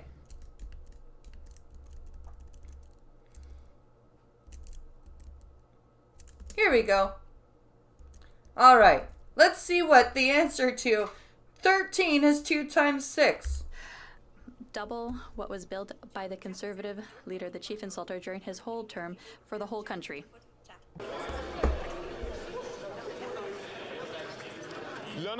The Honourable Member for Salaberry-sur-Roi. French Prime Minister Gabriel Attal addressed the National Assembly on Thursday, and as a worthy representative of the country of the Enlightenment, he delivered an inspired plea for state secularism, which is equally valued by the French and Quebecois. France, like Quebec, prohibits the wearing of religious symbols by government employees in positions of authority. Yeah, really? Then get rid of the giant cross in your General Assembly. France goes even further than Quebec's Bill 21, which this Prime Minister wants to challenge before the Supreme Court, claiming that it is discriminatory. Has the Prime Minister told France that he finds it discriminatory, or is he reserving his contempt for Quebecers? That's an interesting question. The Honourable Minister of Transport. Mr. Speaker. Why is the Minister of Transport answering that question? Country, and Quebec is a secular province. Nobody is calling that into question, but the Bloc Québécois is looking for a way to create disputes, to oppose people, to say that because we're proud Quebecers, we should separate because we're different from others. No, we can be proud Quebecers, proud Canadians at the same time, and we don't... Nobody said anything about separation, dude. Why are you bringing that up? That's a dangerous thing to bring up. Have to choose between... He said secularism, not separation. The two. They're just talking about referendums. And yeah, referendums about immigration. They're not talking about separation. What the fuck are you doing? What the fuck are you doing, you idiot? You're the Minister of Transport. Why are you talking about this? This should be like the Minister of Heritage talking. Or maybe even the Minister of Foreign Affairs, not the Minister of fucking Transport. And here he is throwing around, all they want is referendums and they want to separate. Nope, nobody fucking said anything about separation. That we're talking about building a more just, more open, more inclusive society. A strong Quebec in a united Canada. The Honourable Member for Salaberry-sur-Roi. Say something about that. Prime Minister Attal, faced with those who claim not to understand what secularism is, who would like to twist it, who would have us believe that it is some kind of anti-religion weapon, who would have us believe that it is a form of discrimination, we respond that secularism is the prerequisite for freedom, for equality, for fraternity. Mr. Speaker, our Liberal, Conservative, and NDP colleagues are among those who pretend not to understand. Can they at least avoid challenging at the Supreme Court what they misunderstand? The Honourable Minister of Justice and Attorney General of Canada. See, that's a better person to answer that question. The Attorney General should have been answering the first question. I appreciate the question, and my answer is the same one that I've already given here in the House. It's the same answer of the Prime Minister. It's that with Bill 21, if it goes to the Supreme Court, we will be there as the Government of Canada to defend the Charter of Rights and Freedoms. Freedom of expression, freedom of equality. But why would it go to the court? These are important issues. It's important to defend the Charter. The Honourable Member for Salaberry-sur-Roi. Prime Minister Attal told Quebecers that in their defense of secularism, they are not alone. France has banned religious symbols for people in positions of authority since 1905. So have Belgium, Norway, Denmark, and France is a pretty religious country. Like, they're very Catholic. German provinces. In fact, I'll quote the European Court of Justice. In order to establish a totally neutral environment, a public authority may prohibit the visible wearing of any sign revealing religious beliefs. Mr. Speaker, is the European Union discriminatory too, or is it just Quebecers? The Honorable Minister of Justice. This is very interesting. We are witnessing the fracturing of the coalition. And the Attorney General of Canada. With the context of Bill 21, as I've said, and I'll repeat, when the decision is made by the Supreme Court, if it gets to that level, we will be But why there, should it get as to we've that said. level, though? The Government of Canada will always be there to protect Canadians in their rights in the Canadian Charter. The Charter protects equality, expression, and equality of the sexes. We will be there if it gets to the Supreme Court. Thank you. But why would it get to the Supreme Court? Because nobody, like the Quebec General Assembly isn't saying that you can't practice your religion and wear your symbols on your off time. They're just saying don't wear them to work. The honourable member from Northumberland, Peterborough South. Mr. Speaker, after 8 years, this NDP Liberal Prime Minister is not worth the cost. Farmers have reached a breaking point. The carbon tax has driven costs sky high. They are drowning in a sea of red tape, and worst of all, they're constantly derided and demonized by this Liberal government. Yep. Will this Prime Minister finally give farmers a break and axe the tax to make food cheaper for everyone by passing Bill C-234 in its original form? The Honourable Minister for Agriculture and Agri-Food. Thank you very much, Mr. Speaker. What's an Being a farmer, agri-food? I'm fully aware that farmers are on the front line of climate change. How old is this dude? Is he gonna have a heart attack while he's talking? The Honourable Minister for Agriculture and Agri-Food. Thank you very much, Mr. Speaker. And being a farmer, I'm fully aware that farmers are on the front line of climate change. They see the devastation impact of climate change in this country and the destruction Yeah, Jordan, you're right. It is a distraction. Killing cattle. But also we have a price on pollution, Mr. Speaker, and along with the price on pollution, we have a Canada carbon rebate. You can't even talk, dude. Go home. Resign. Which puts Find more somebody money back younger. in the pockets of Canadians. Mr. Speaker, why does the Conservative Party of Canada want to take that money away from Canadians? The Honourable Member from Northumberland, Peterborough South. Mr. Speaker, it was clear from the PBO that 6 out of 10 Canadian families are worse off. They're worse off because of that carbon tax and so-called rebate. It's clear that these Liberals will not lift a finger to provide farmers and Canadians with relief from their cruel carbon tax. And if the Prime Minister won't commit to passing C-234 or a carbon tax election, what does he have to say to the families of Autonomy South Monaghan who've doubled their use of the food banks in the last 6 months?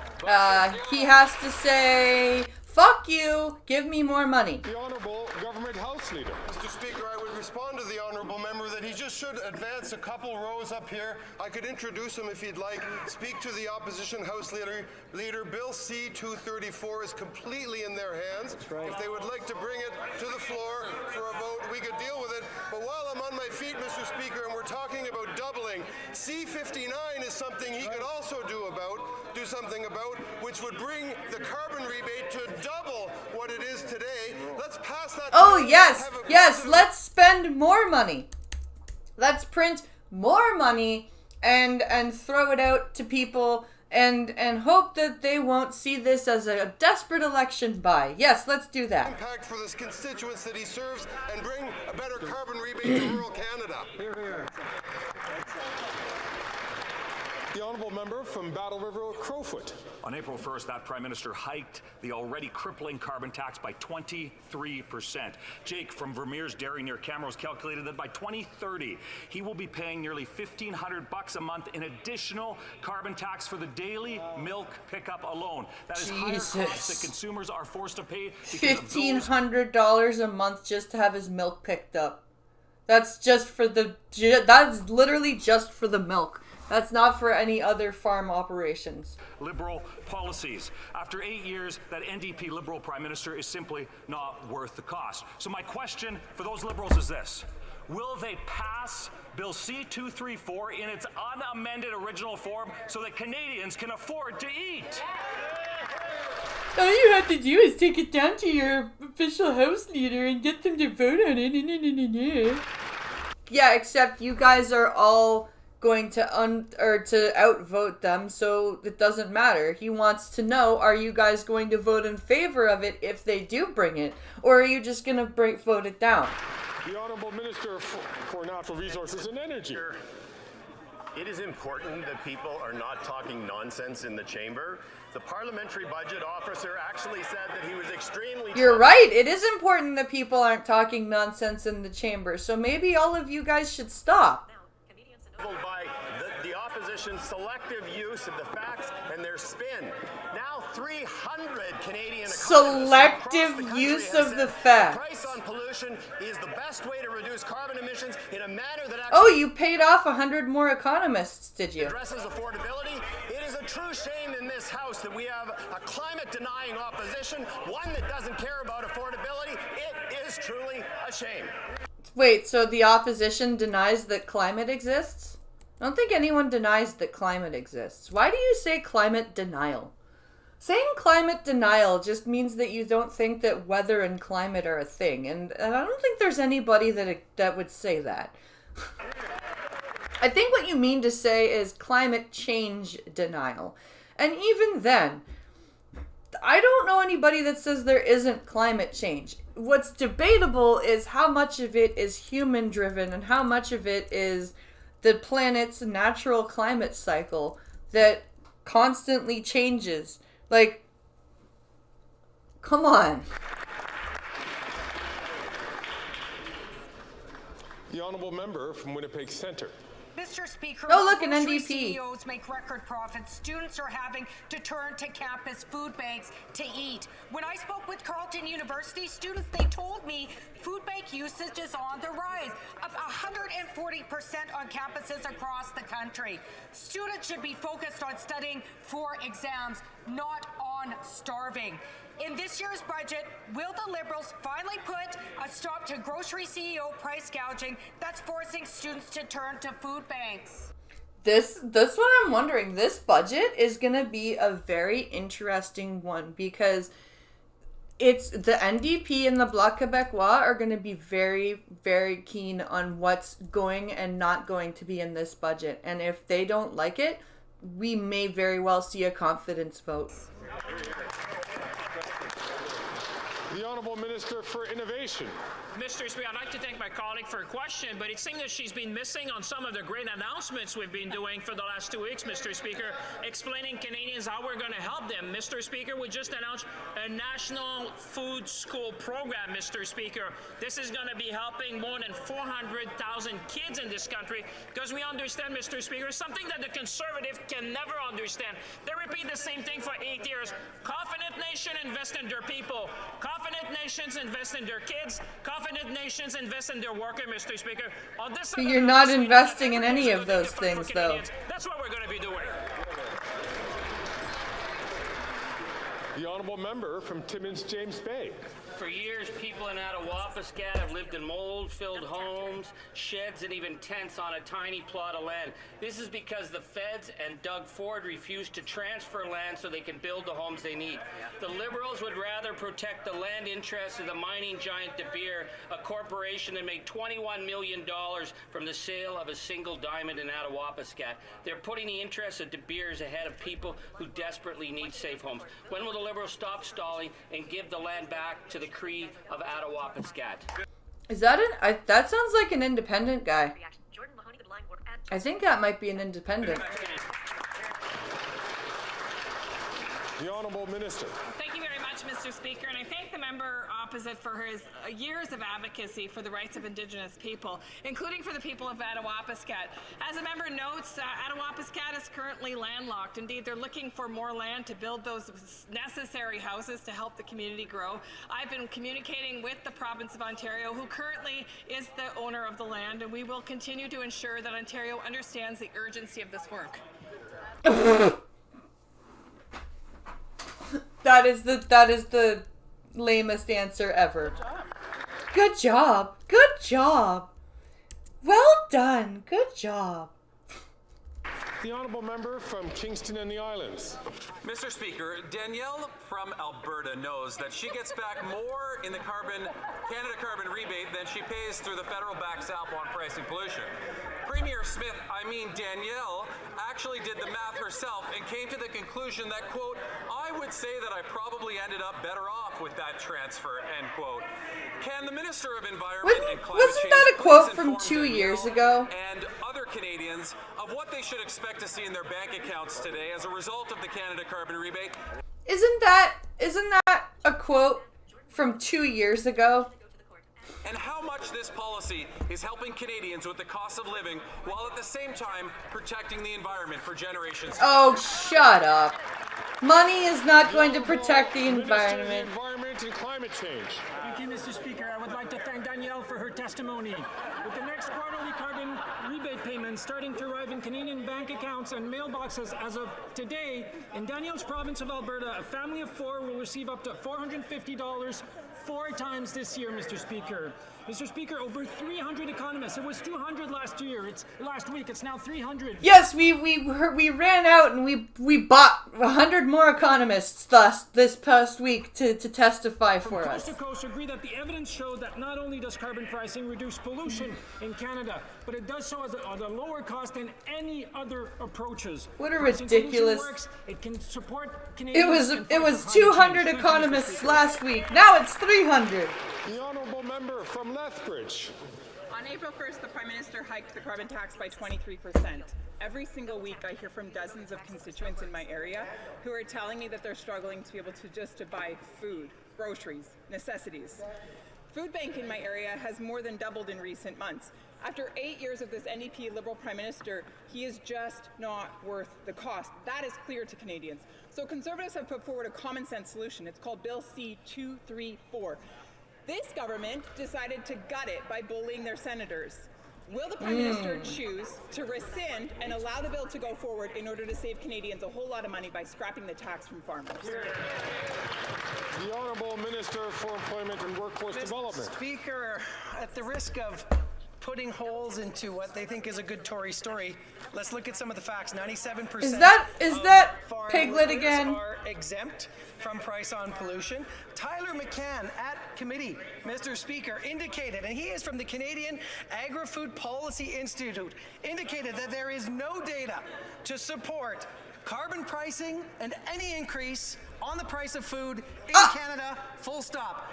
What kind of bullshit is that? Are you telling me the raising of the carbon tax is not at all going to affect food? No, not at all. You're just taxing the farmers and the truckers, but the food prices are gonna stay the same.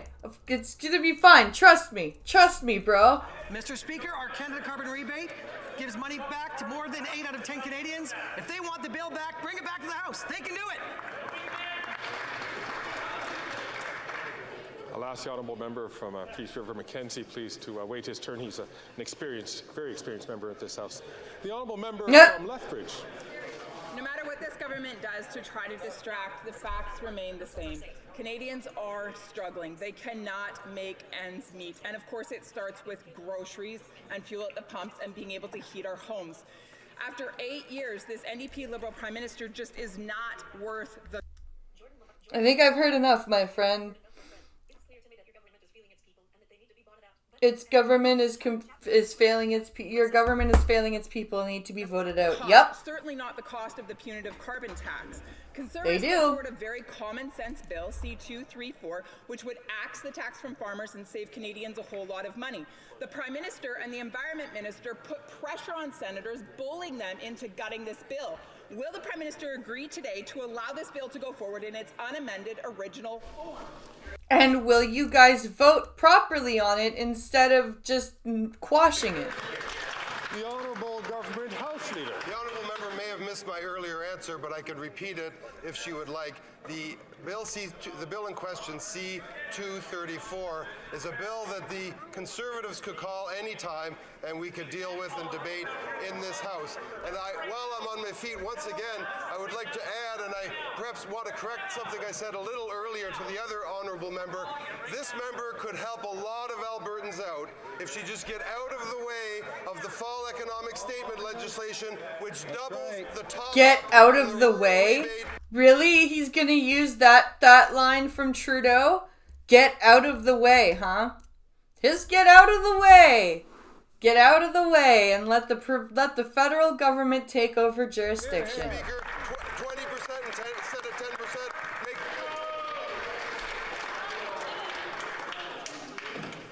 For the last time, I would like to remind the very experienced members, including the member from P5. Is that guy an idiot? Of course that driving up the carbon tax is going to affect the food, the farmers, the cost.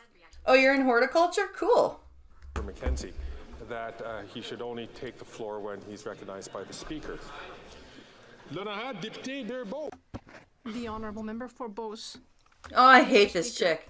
For 8 years, this Liberal bloc PM has not been worth the cost of the carbon tax. Farmers are rebelling against him. Mountains of red tape, a real lack of financial support, and a carbon tax which is stifling the farm sector throughout Canada. Getting rid of this carbon tax will be the quickest way of making food more affordable and helping our farmers keep working. But the Bloc Québécois wants to radically increase the tax. Will the Prime Minister commit to adopting C-234 in its original form without amendment in the budget tomorrow?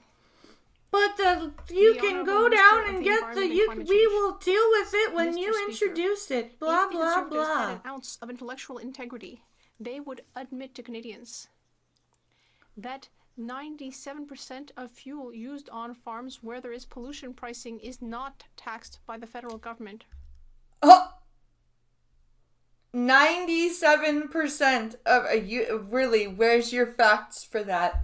Where do you have the proof to back that up? First of all. Secondly, do you know what I've been doing, Mr. Speaker, recently? I've been meeting with farmers from Quebec, Alberta, Nova Scotia. I've been meeting with grain farmers, cattle farmers. They don't talk to me about carbon pricing. They talk to me about the hundreds of millions of dollars due to impacts from climate change in the farming sector in the country. Yes, I'm sure they do. I'm sure they do. I'm sure they come running up to you and going, do you know how much money climate change is costing me? No. Sorry. Once again, don't buy it. It is a shame to have to remind very experienced members like the member for Louis Saint-Laurent that they have to wait their turn before speaking in this House. The Honourable Member for Beauce. Thank you, Mr. Speaker. I would just like to ask my colleagues to come to Beauce next week because there will be a farmers' protest. Young farmers who are dreaming of setting out in life are being smothered by increasing amounts of red tape, skyrocketing interest rates, and risk management programs that no longer meet needs. The Liberal Bloc Coalition is blocking Bill C-234 that shows that they are completely disconnected. I will ask my question again. Will the Prime Minister commit to passing C-234 in its original form without amendment in the budget tomorrow? Ministre de Revenu National. The Honourable Minister of National Revenue. Mr. Speaker, it's a shame that my Quebec colleagues have not yet seemed to figure out that the pollution pricing system does not apply in Quebec. There's been a carbon market there since 2013. So there's no impact on the federal system. Bullshit. You're trying to say that the Quebecers don't have to pay the carbon tax? Okay. Then why do they get... Why does that doesn't make any sense? Then why does Quebec still get carbon checks? I make $75,000 a year. I should not feel like I'm still making 40. No, you shouldn't. No, the fuck you shouldn't. You bust your ass every day. You bring in what should be more than enough money, and it's not because of all this bullshit. Government, we're using incentives to push people to better practices. Incentives to acquire greener equipment and so on. We will be there for all farmers. Incentives to acquire greener equipment. The Honourable Member for Lac Saint-Jean. Mr. Speaker, instead of acting like the sorcerer's apprentice in Quebec jurisdiction in the budget, the federal government should help asylum seekers. These are people who don't even have a right to work. They've been waiting for 2 years for the federal government to give them a permit. They're waiting at food banks They are ending up on the streets. They're being exploited in the black market. They're being trafficked and more. Will the minister finally convince his buddies to give them work permits? Oh, so these are refugees. This is what's happening to the refugees. They still don't have work permits and shit. So they can't even get a job. So they are another drain on food banks because they don't have the ability to go work. Would he do his job before instead interfering with other people's matters? The Honourable Minister. Effectivement en train d'accélérer. Mr. Speaker, we are accelerating, granting permits to asylum seekers. I have a question for the member for Lac-Saint-Jean. Does he agree with the leader of his party who wants to freeze immigration? Does he know what that means in rural ridings like Lac-Saint-Jean? Freeze immigration. Get this shit under control. Get the fucking debt down. No more farming, no more fisheries, nothing. Yeah, because there's tons of immigrants that have started farms we need responsible people. Wait, you don't think we would have fisheries, farms, or wind energy if we stopped immigration? Really? So immigration is the sole driver of farming, fishing, and wind energy in this country. Okay. In power, we need accountable discussions about immigration levels. The Honourable Member for Lac-Saint-Jean. I just told the member to keep his nose out of jurisdictions that don't belong to him, and he's not listening. The federal government is now facing a humanitarian crisis. And it also needs to ensure that when people arrive, they're fairly spread out between provinces, because it's not okay that there are asylum seekers who are homeless in Quebec and Ontario who are not even able to get food at food banks. No, it's not okay. This is why shelters are too full. Like, this is why there are citizens that can't get homes. There are refugees that can't get homes. This is insane. Well, meanwhile, other provinces aren't doing anything. Will the government finally show enough humanity to share the load between provinces, many of which still have plenty of room to offer more services? Yep. The Honourable Minister of Immigration. Mr. Speaker, there's no sense to what my colleague is saying. Sometimes they want more federal interference, sometimes they don't. There's no sense in what he just said? There's plenty of sense in what he just said. They have the ability, they don't have the authorization. Yeah. That's what I meant. They have the ability, they just aren't allowed. But he didn't answer my question. Does he stand with the leader of his party, the leader of the Bloc Québécois, who wants to irresponsibly freeze Quebec immigration? It's so irresponsible. Irresponsibly? He should talk to people in fisheries. He should talk to farmers. These are people in rural ridings who are struggling. We're not going to help them by freezing Quebec immigration.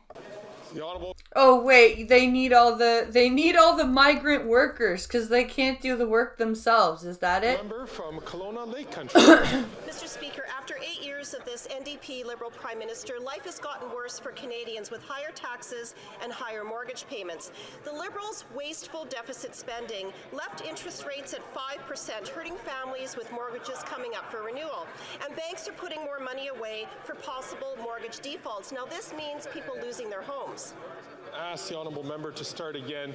I'm going to ask all members, please, to please take They're down being the really conversations rude. to outside of the room. Yeah, they're like literally just talking over her, having conversation. Like, they don't give a fuck about this chick. That's so rude. I'm going to ask all members to take their conversations outside the room. And let the member for Kelowna Lake Country ask her question. Mr. Speaker, after 8 years of this NDP Liberal Prime Minister, life has gotten worse for Canadians with higher taxes and higher mortgage payments. The Liberals' wasteful deficit spending left interest rates at 5%, hurting families with mortgages coming up for renewal.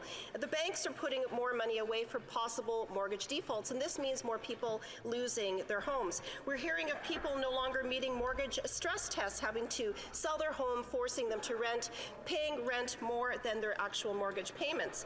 Will the NDP Liberal Prime Minister reverse his 8 years of deficit spending and implement a one-for-one rule so that people can keep their homes? The Honourable President of the Treasury Board. Mr. Speaker, it would be more prudent for the members on the other side of the aisle to actually vote in favor of supports for Canadians if they truly cared about Well, then maybe you should stop hiding shit in the bills and start... They voted against dental... Yeah, they voted against the child care benefit because there was already something in place. Especially as shelters for the Jordan Mahoney blind world. And especially as shelters for the elder-touring man was killed by 16 women and where the guy was shot in downtown. Jordan Mahoney the blind world. Exactly, my friend. And also the reason why in the last year and a half in downtown Toronto, it's why your crime has gone up. But Oh yeah, the crime in Toronto is just skyrocketed. Yep. $10 a day childcare. They also Because all these things won't actually help us. They're money printing schemes. 7.4%, while under the Conservatives it was 14.5%. Mr. Speaker, on this side of the House, we will always support the most vulnerable in our country. Sure, you Member will. from Kelowna Lake Country. Well, Mr. Speaker, through 8 years of NDP Liberal You've deficit just spending, caused they more higher people to interest be rates, which is vulnerable. causing people's mortgages to go up. Families are slashing their budgets to just be able to afford their mortgages to hang on to their homes. And this year, Canada will spend $54 billion servicing Liberal debt. This is more money Jesus. than the government sends to the provinces for health care.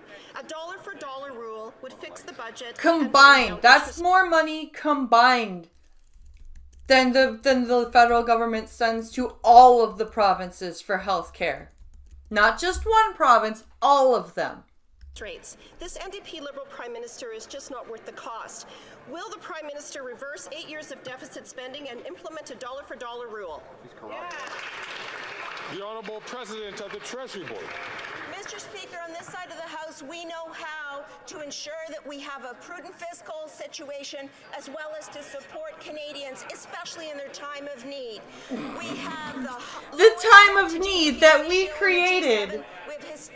I swear these... Mr. Speaker. I swear this liberal government is like the definition of the savior complex, where they completely destroy everything so that they can be like, I'm saving you! Look, I'm saving you! And we also have a AAA credit rating.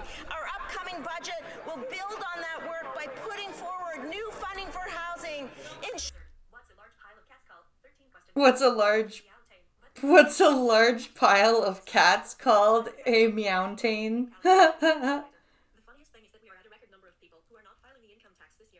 The funniest thing is we are at a record number of people who are not filing income tax this year.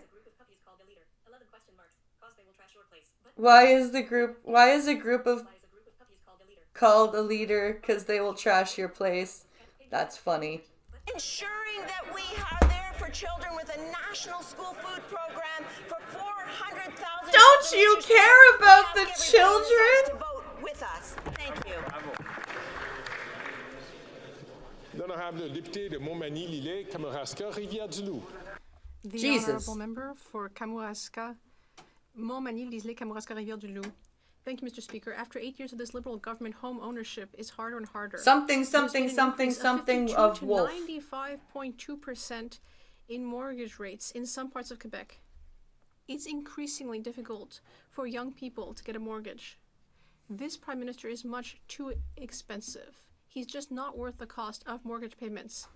Will he listen to the millions of Canadians who are struggling? Will he put an end to his inflationary policies once and for all? The Honourable Minister of Public Services and Procurement. Thank you, Mr. Speaker.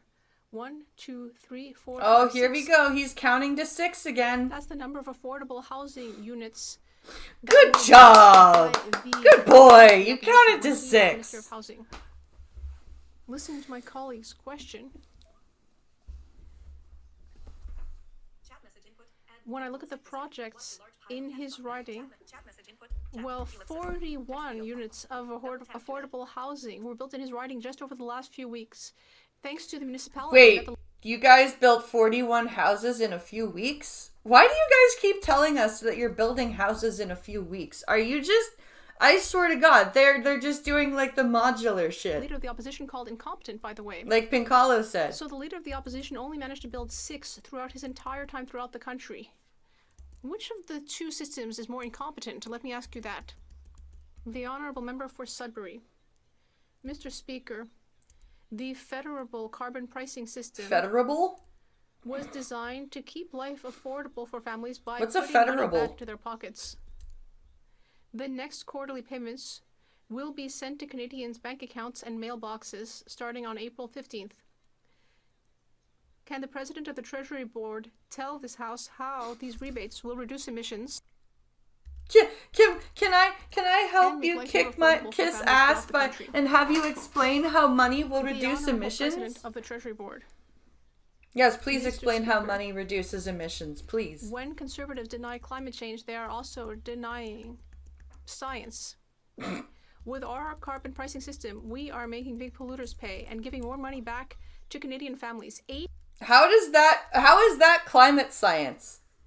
How is that anything to do with the science of reducing emissions? That's so the conservatives are denying science by saying that money doesn't lower emissions. Okay. Okay. I wish the translators' genders matched the talkers' genders. Yeah, sometimes it's kind of jarring. Families, including in my riding of Oakville, will have more money in their pocket. On this side of the house, we will continue to make our economy greener. Oh boy. The environment and the economy. A greener economy. That's what we all care about we and believe need. in science. The honourable member from Calgary Midnapore. Mr. Speaker, the procurement ombudsman confirmed what we already respected, and that is Dominic Barton and McKinsey & Company received preferential treatment in contracting. The Liberal NDP government has given over $100 million in contracts to McKinsey & Company. This Prime Minister is not worth the cost of consulting. So why is it that Liberals take care of themselves, friends and insiders, when they should be taking care of Canadians? But we're not doing that. You're a liar because you're a conservative. The honourable Minister of Public Works. Thank you, Mr. Speaker. And taking care of Canadians is exactly what we need to do on this House and other House, certainly, through proper management of procurement exercises with the type of things and measures that we have announced in the last few weeks and months, but also looking at Is he saying anything? Important investment in housing that we have made. And I don't think he's actually saying anything. Come tomorrow, 8,000 homes, affordable homes, just in the province of Quebec, and hundreds of thousands of them across Canada. Here. The honourable member from Calgary Midnapore. Mr. Speaker, a Liberal minister personally signed a contract for McKinsey & Company.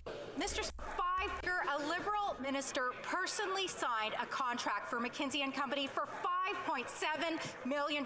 Jesus. No wonder they didn't want to give us the documents. They were trying to protect their ministers. Department officials were trying to push back. They said, don't sign that document, Minister. The minister went ahead and personally signed the document. Why is it that Liberals take care of themselves when they should be taking out the trash and taking care of Canadians? God damn, she's hot and bothered. The honourable Minister for Public Services and Procurement. Merci, Monsieur le Président. J'ai déjà répondu. Why is he speaking in French now? That was an English question. In English, I will answer the same way in French. We are taking care of Canadians while also ensuring that our procurement system is fair and transparent. Thanks to the new rules Fair that were and created over the last few months, transparent? among other things. Did But you taking care of actually Canadians say that also with a means straight recognizing face? the housing crisis Holy that they're crap. experiencing. And that's why over the last few days we announced several new measures that will also be announced tomorrow in the budget. Member from Sherwood Park, Fort Saskatchewan. This NDP Liberal Prime Minister is not worth the cost of a less stable world. 6 years ago, Parliament voted for my motion to recognize that the regime in Iran's IRGC is a terrorist organization. Oh, that was his to shut motion. down their operations in Canada. But in 6 years, this NDP Liberal government has failed to act. Liberals even blocked my common sense Bill C-350 to shut down the IRGC. So with the IRGC spreading terror across the Middle East and around the world, why did this Prime Minister choose to allow the IRGC to continue to recruit, fundraise, I didn't and know promote that was his ideology motion. here in Canada? And that's a valid question. Why are we allowing terrorist groups to still operate in Canada? Mr. Speaker, we've said many times in this House, my colleague, the Minister of Foreign Affairs, has repeated it. Iran is a state sponsor of terrorism. We have taken a series of severe measures to restrict members of the regime, including the Revolutionary Guard Corps, from coming to Canada. With respect to listing a terrorist entity, it's national security agencies that do these reviews and from time to time provide advice to the government. Obviously, Mr. Speaker, all options are on the table, and I've asked the national security community to provide the government quickly with that advice. The honourable member from St. John's East. Speaker, putting a price on carbon pollution is one of the simplest and most effective ways to reduce pollution without causing climate change. An ass kisser. Please tell me, please let me give us a self-flating question so we can feel better about ourselves. The federal carbon pricing system is designed to keep life affordable by putting money back into families' pockets. Can the Minister of Rural Economic Development share with Canadians how much they will get back in payments starting today, April 15th? The Honourable Minister for Rural Economic Development. Can you tell us how much money we're selling to Canadians? The next Canada rebate check starts coming in people's bank accounts and in their mailboxes. And families and the members riding in St. John's are going to receive up to $298. And those everywhere else in Newfoundland and Labrador, Mr. Speaker, are going to get $327 on their April quarterly deposit. However, unfortunately, the Conservatives are showing once again they really don't care about rural Canadians. They're holding up the doubling of the rural top-up, Mr. Speaker, keeping those because we need to not have this carbon tax. We don't need a double up of the top up. We need the carbon tax to go away. Being even bigger. We know the price on pollution works, and we know we are putting money back in Canadians' pockets. I just wish the Conservatives did. They're allowed because they're not right. The honourable member from Nunavut. Oh. The school that I graduated from, the Atagotaluk Elementary School in Igloolik, is falling apart under the Liberals' watch. A recent report said there are 127 issues that need fixing, including safety hazards like missing handrails and exposed electrical circuits. Jesus Christ! Fucking exposed electrical circuits at a school? Oh, fuck that. Fuck the little Indian kids. We don't need to keep them from getting electrified. Holy crap. Children cannot learn when their school is crumbling. In Budget 2024, will the Liberals invest in fixing or replacing schools so Nunavut children can learn safely? The Honourable Parliamentary Secretary. Thank you, Mr. Speaker, and I want to thank my colleague for her question. We agree that every child in Canada should have the opportunity to go to school in a proper environment and also to go to school on a full belly. Oh, stop with the national... Answer the goddamn question. I'm sorry. Exposed electronics is more important than a fucking national school program that we don't need. That's why we've implemented programs to support schools, support students, and to support the school food program, which we think is very important for kids all across Canada. They're doing touch and go cargo drop practice at the airbase. This isn't gonna go well. Oh god. Well, those who survive the electrical outlets will learn. I guess so. In Nunavut. The honourable member from Spadina, Fort York. Mr. Speaker, the Islamic regime in Iran, the official supply of rockets to Hamas, has now fired its own weapons at Israel. Yeah, right? We're like, let's not support Israel. Meanwhile, Iran is now fucking targeting Israel because they support Hamas. Stopping arms exports to Israel and limiting that country's defense capacity. Has the launching of over 200 drones and cruise missiles been enough to silence the government's NDP masters? It must be difficult being a partner with a partner that is so deaf, blind, and quiet on Iran and Hamas's crimes. Mr. Speaker, has the Prime Minister at least learned something and will not be repeating his 2015 promise to normalize relations with Iran in the upcoming election? Good question. The Honourable Minister for Foreign Affairs. Speaker, Canada unequivocally condemns the attacks by Iran against Israel. This was unprecedented. We support Israel No, and it its wasn't. people. This attack only served to destabilize the region and further escalate. Why do you sound like a robot, Melanie Jolie? That is why I've been in contact with my Israeli counterpart, and also I've been in contact with many actors in the region, and we will continue to push proactively to make sure that... Like, she sounds like she has no confidence in what she's saying. She sounds like she doesn't even believe in what she's saying. Indeed, there is no further escalation and that we bring back peace to the region. Thank you so much. Et voici la fin de la période des questions. And that brings us to the end of our question period. That was like a wrangling of spoiled, entitled children, if ever I saw one. Holy shit. I can't believe this. And today's budget announcement, I don't know. I'm wondering what to expect, because I want to know, like, I really want to know if the Bloc and the NDP are going to actually vote on this. If they're anything like the tribes that are around me, they stole the outlets to begin with. No, I missed the Canadian regional politics. Oh, that's okay. I'm doing more Canadian politics at 4 p.m. The federal government is announcing its budget, and I will be covering that as well. So don't worry, there's another Canadian politics stream coming up in about 3.5 hours. But in the meantime, I'm going to go eat something, and I will see you guys at 4 for our budget stream. And then at 9 for the combat hour. Which reminds me, I need to turn on my system and update my game. So I will see you guys in a few hours. I hope you guys enjoyed the show today. Thank you for watching, and I hope you guys will be back. How do you bring peace to a region that hasn't had peace in 2,000 years? That's a very good question, Pincolo, and I would say you don't.